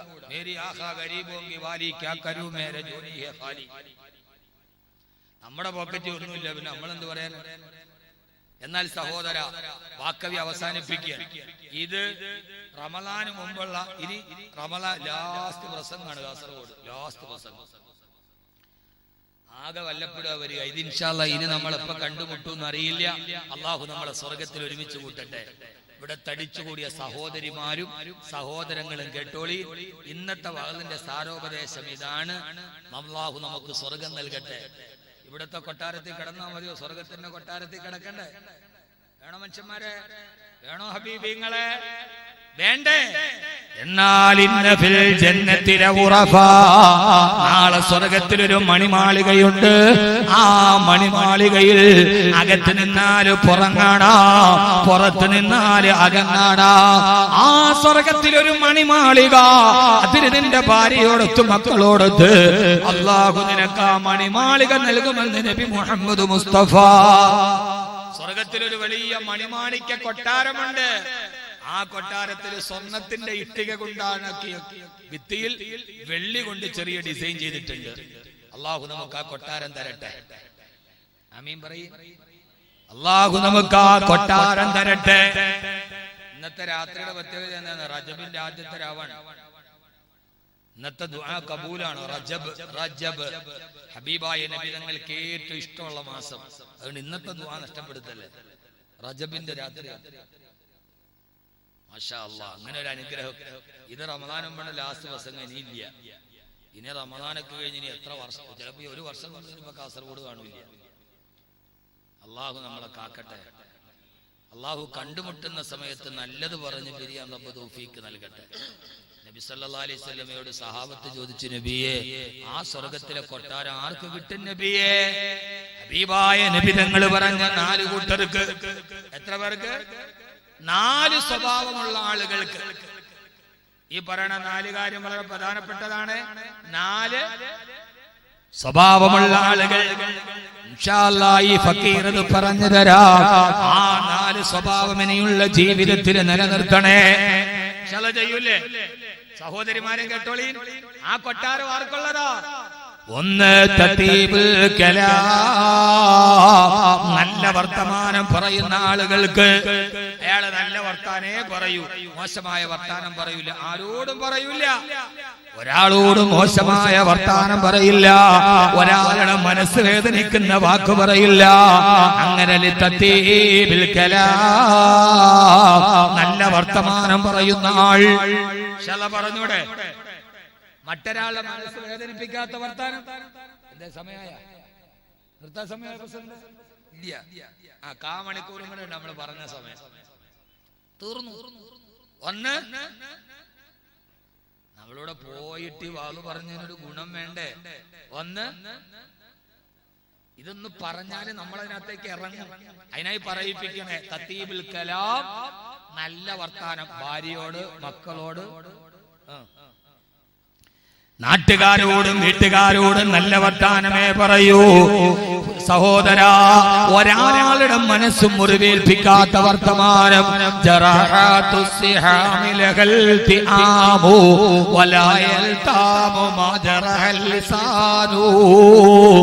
ഒരാളെ കത്തി കൊണ്ട് പോറിയാൽ ആ മുറിവുണവൻ കേൾക്കാം. പക്ഷേ നാവ് കൊണ്ട് വേദനിപ്പിച്ചാൽ മരണം വരെ ആ മുറിവ് ഭേദമാവില്ല. അതുകൊണ്ട് ഒരാളെ ഈ നാവ് കൊണ്ട് മുറിവേൽപ്പിക്കല്ലേ. അല്ലാഹു കബൂലാക്കട്ടെ. അങ്ങനെ ചിന്തിച്ചൂടെ? എല്ലാരോടും നല്ല വർത്താനം പറയാ. ഭാര്യയോട്, മക്കളോട്. വാപ്പ പറയണ്ട. വാപ്പ എന്ത് പറയണം? എന്റെ പൊന്നുമോനെ, യാ ബുനയ്യ അഖിമിസ്സലാ. മക്കളോട് നല്ല വർത്താനം പറയണം. അല്ലാതെ മക്കള് വാപ്പാനെ കാണുമ്പോഴേ ഓടി ഒളിക്കണം, അങ്ങനെ വേണ്ട. മക്കളോട് നല്ല വർത്താനം പറയണം. ഓ, എന്റെ ഉപ്പ നല്ല രീതിയിൽ വർത്താനം പറയും. ചില ഉപ്പമാരുണ്ട് ദജ്ജാലിന് മാതിരിയാ, ഒരുമാതിരി ചിന്നു കൂടിയ മാതിരിയാ. അങ്ങനെ പറയല്ലേ. ഏറ്റവും നല്ല വാപ്പയാരാ? ഏറ്റവും നല്ല വാപ്പയാരാ? ഏറ്റവും നല്ല പിതാവാരാ? ഇവിടെ മക്കളുള്ളവരൊക്കെ ഒന്ന് കൈപൊക്കിയാ നോക്കട്ടെ. എന്നിപ്പോ പറയാം, മക്കളുള്ളവരൊക്കെ ഒന്ന് കൈപൊക്കി. പിതാക്കന്മാർ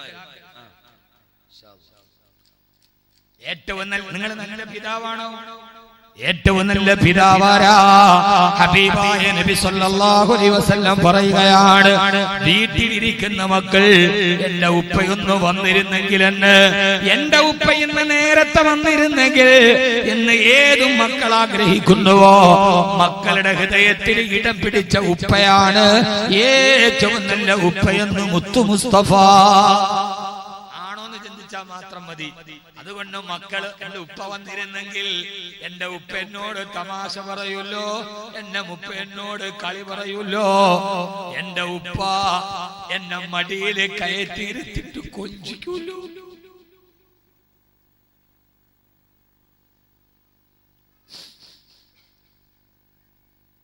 എന്റെ ഉപ്പ എന്നെ മടിയിലിരുത്തി കൊഞ്ചിക്കൂല്ലോ. പെട്ടെന്ന് കരച്ചിൽ വന്നാണ്. എന്റെ മോള് തന്നെ വിളിച്ചിട്ട് പറഞ്ഞു, ഉപ്പാടി ഞാൻ മിണ്ടൂല്ല, പോയിട്ട് 3-4 ദിവസമായി. ഇറങ്ങുമ്പോ പറയും 2 days കഴിയുമ്പോ വരണം. ഏറ്റവും നല്ല ഉപ്പയാർ അല്ലാഹു നമ്മുടെ മക്കളെ സാലിഹ്യങ്ങളാക്കട്ടെ, സാലിഹത്തുകളാക്കട്ടെ. എപ്പ ഇറങ്ങുമ്പോഴും എന്നോട് പറയും 2 days കഴിയുമ്പോ വാപ്പി വീട്ടിൽ വരണം. അങ്ങനെ ആവണം മക്കളോട്. എന്റെ ഉപ്പ ഒന്ന് വന്നിരുന്നെങ്കിൽ എന്ന് വീട്ടിലിരിക്കണ മക്കൾ ഉപ്പാനെ കുറിച്ച് ആഗ്രഹിക്കുന്നെങ്കിൽ ആ ഉപ്പ ഏറ്റവും നല്ല ഉപ്പയാണ്. അതുകൊണ്ട് തത്തീബുൽ കലാം, എല്ലാവരോടും നല്ലത് പറയാ. ഇൻഷാ അല്ലാഹ് 2 സമയമില്ലല്ലോ മുഅ്മിനേ. 2 ധാരാളമായി ഭക്ഷണം കൊടുക്കുക. പാവപ്പെട്ടവരോട്, ദരിദ്രരോട്, അഗതികളോട്, അനാഥകളോട്, അരശരണരോട്, നിരാലംബരോട്, നിരാശ്രയരോട്, നിദ്രാവിഹീനരോട്, ചുത്തടക്കാൻ ഭക്ഷണമില്ലാത്ത പാവപ്പെട്ടവന് ഏത് സമയത്തും ഭക്ഷണം കൊടുക്കുന്നതിന് മുൻപന്തിയിൽ നിൽക്കുക. സഹോദരാ, കൊടുക്കണ്ടേ? ഭക്ഷണം കൊടുക്കുന്നത് നമ്മുടെ ഒരു ബറക്കത്തല്ലേ. പള്ളിയിൽ മുത്തഅല്ലിമീങ്ങളുണ്ട്, പള്ളിയിൽ ആലിമീങ്ങളുണ്ട്.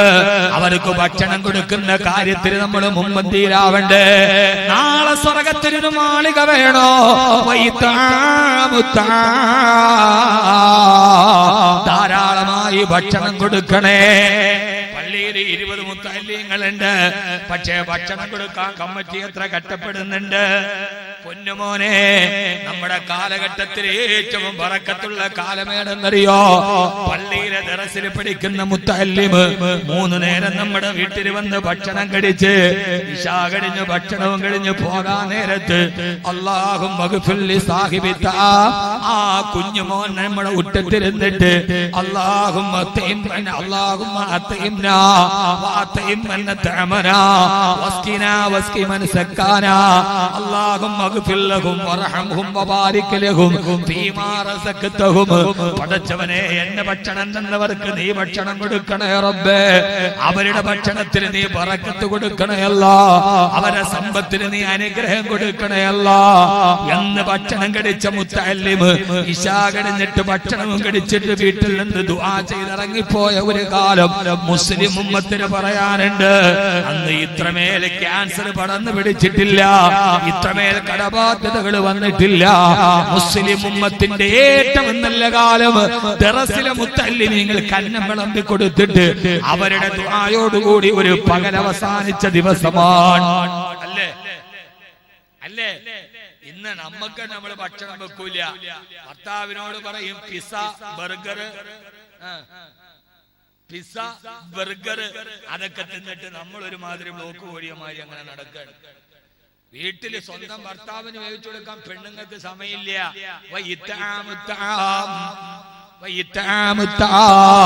ധാരാളമായി ഭക്ഷണം കൊടുക്കുക. ചെറുപ്പക്കാരെ, എന്റെ പൊന്നു യുവാക്കളെ, മുമ്പിലൊരു പാവപ്പെട്ടവനെ കൊണ്ട് ഭക്ഷണം കൊടുത്തോളി, സ്വർഗത്തിന്റെ മാളിക ഉറപ്പാണ്. അല്ലാഹു തൗഫീഖ് നൽകട്ടെ. 3 സമയമില്ല മനുഷ്യന്മാരെ. 3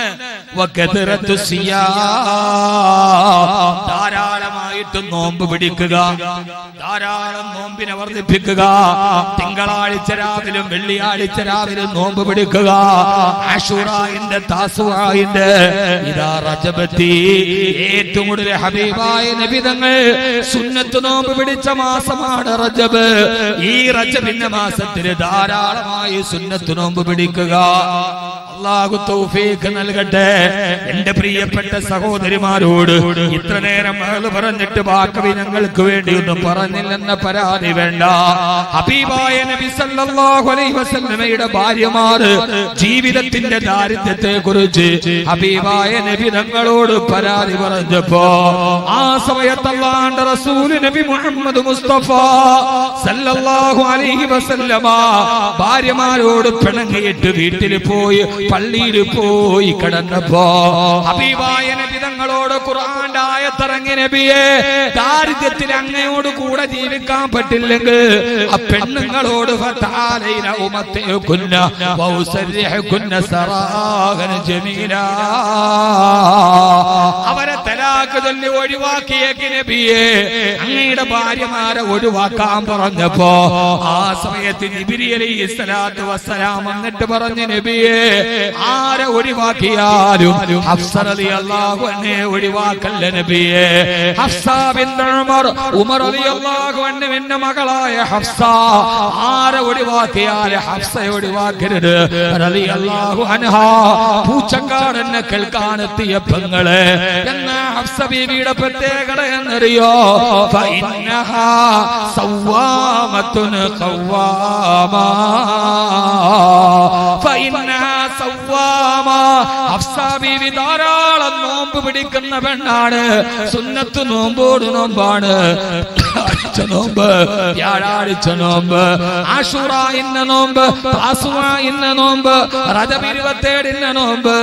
സഹോദരാ സഹോദരി, ഏത് സമയത്തും നോമ്പാണ് നോമ്പാണ് നോമ്പാണ്.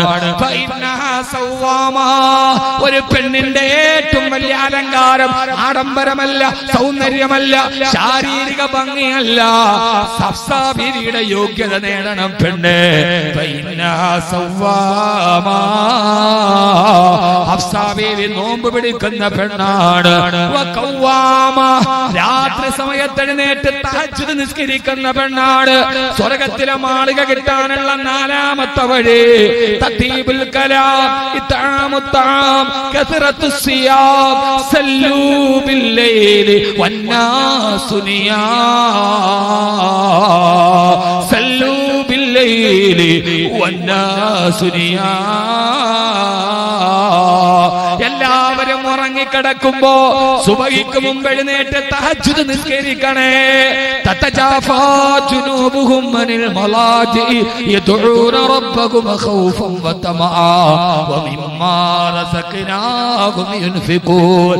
എല്ലാവരും സ്ഥിരീകരിച്ച പുലരിയിൽ ഉറക്കത്തിന്റെ കരിമ്പടം പുതച്ച് കിടക്കുമ്പോ എഴുന്നേറ്റ് റബ്ബിന്റെ മുമ്പിൽ തഹജ്ജുദ് നിസ്കരിക്കണേ. എന്നാൽ അല്ലാഹു നിനക്ക് സ്വർഗ്ഗം മണിമാളിക നൽകുമെന്ന് റൂഹി പിതാ നബി മുഹമ്മദ് മുസ്തഫ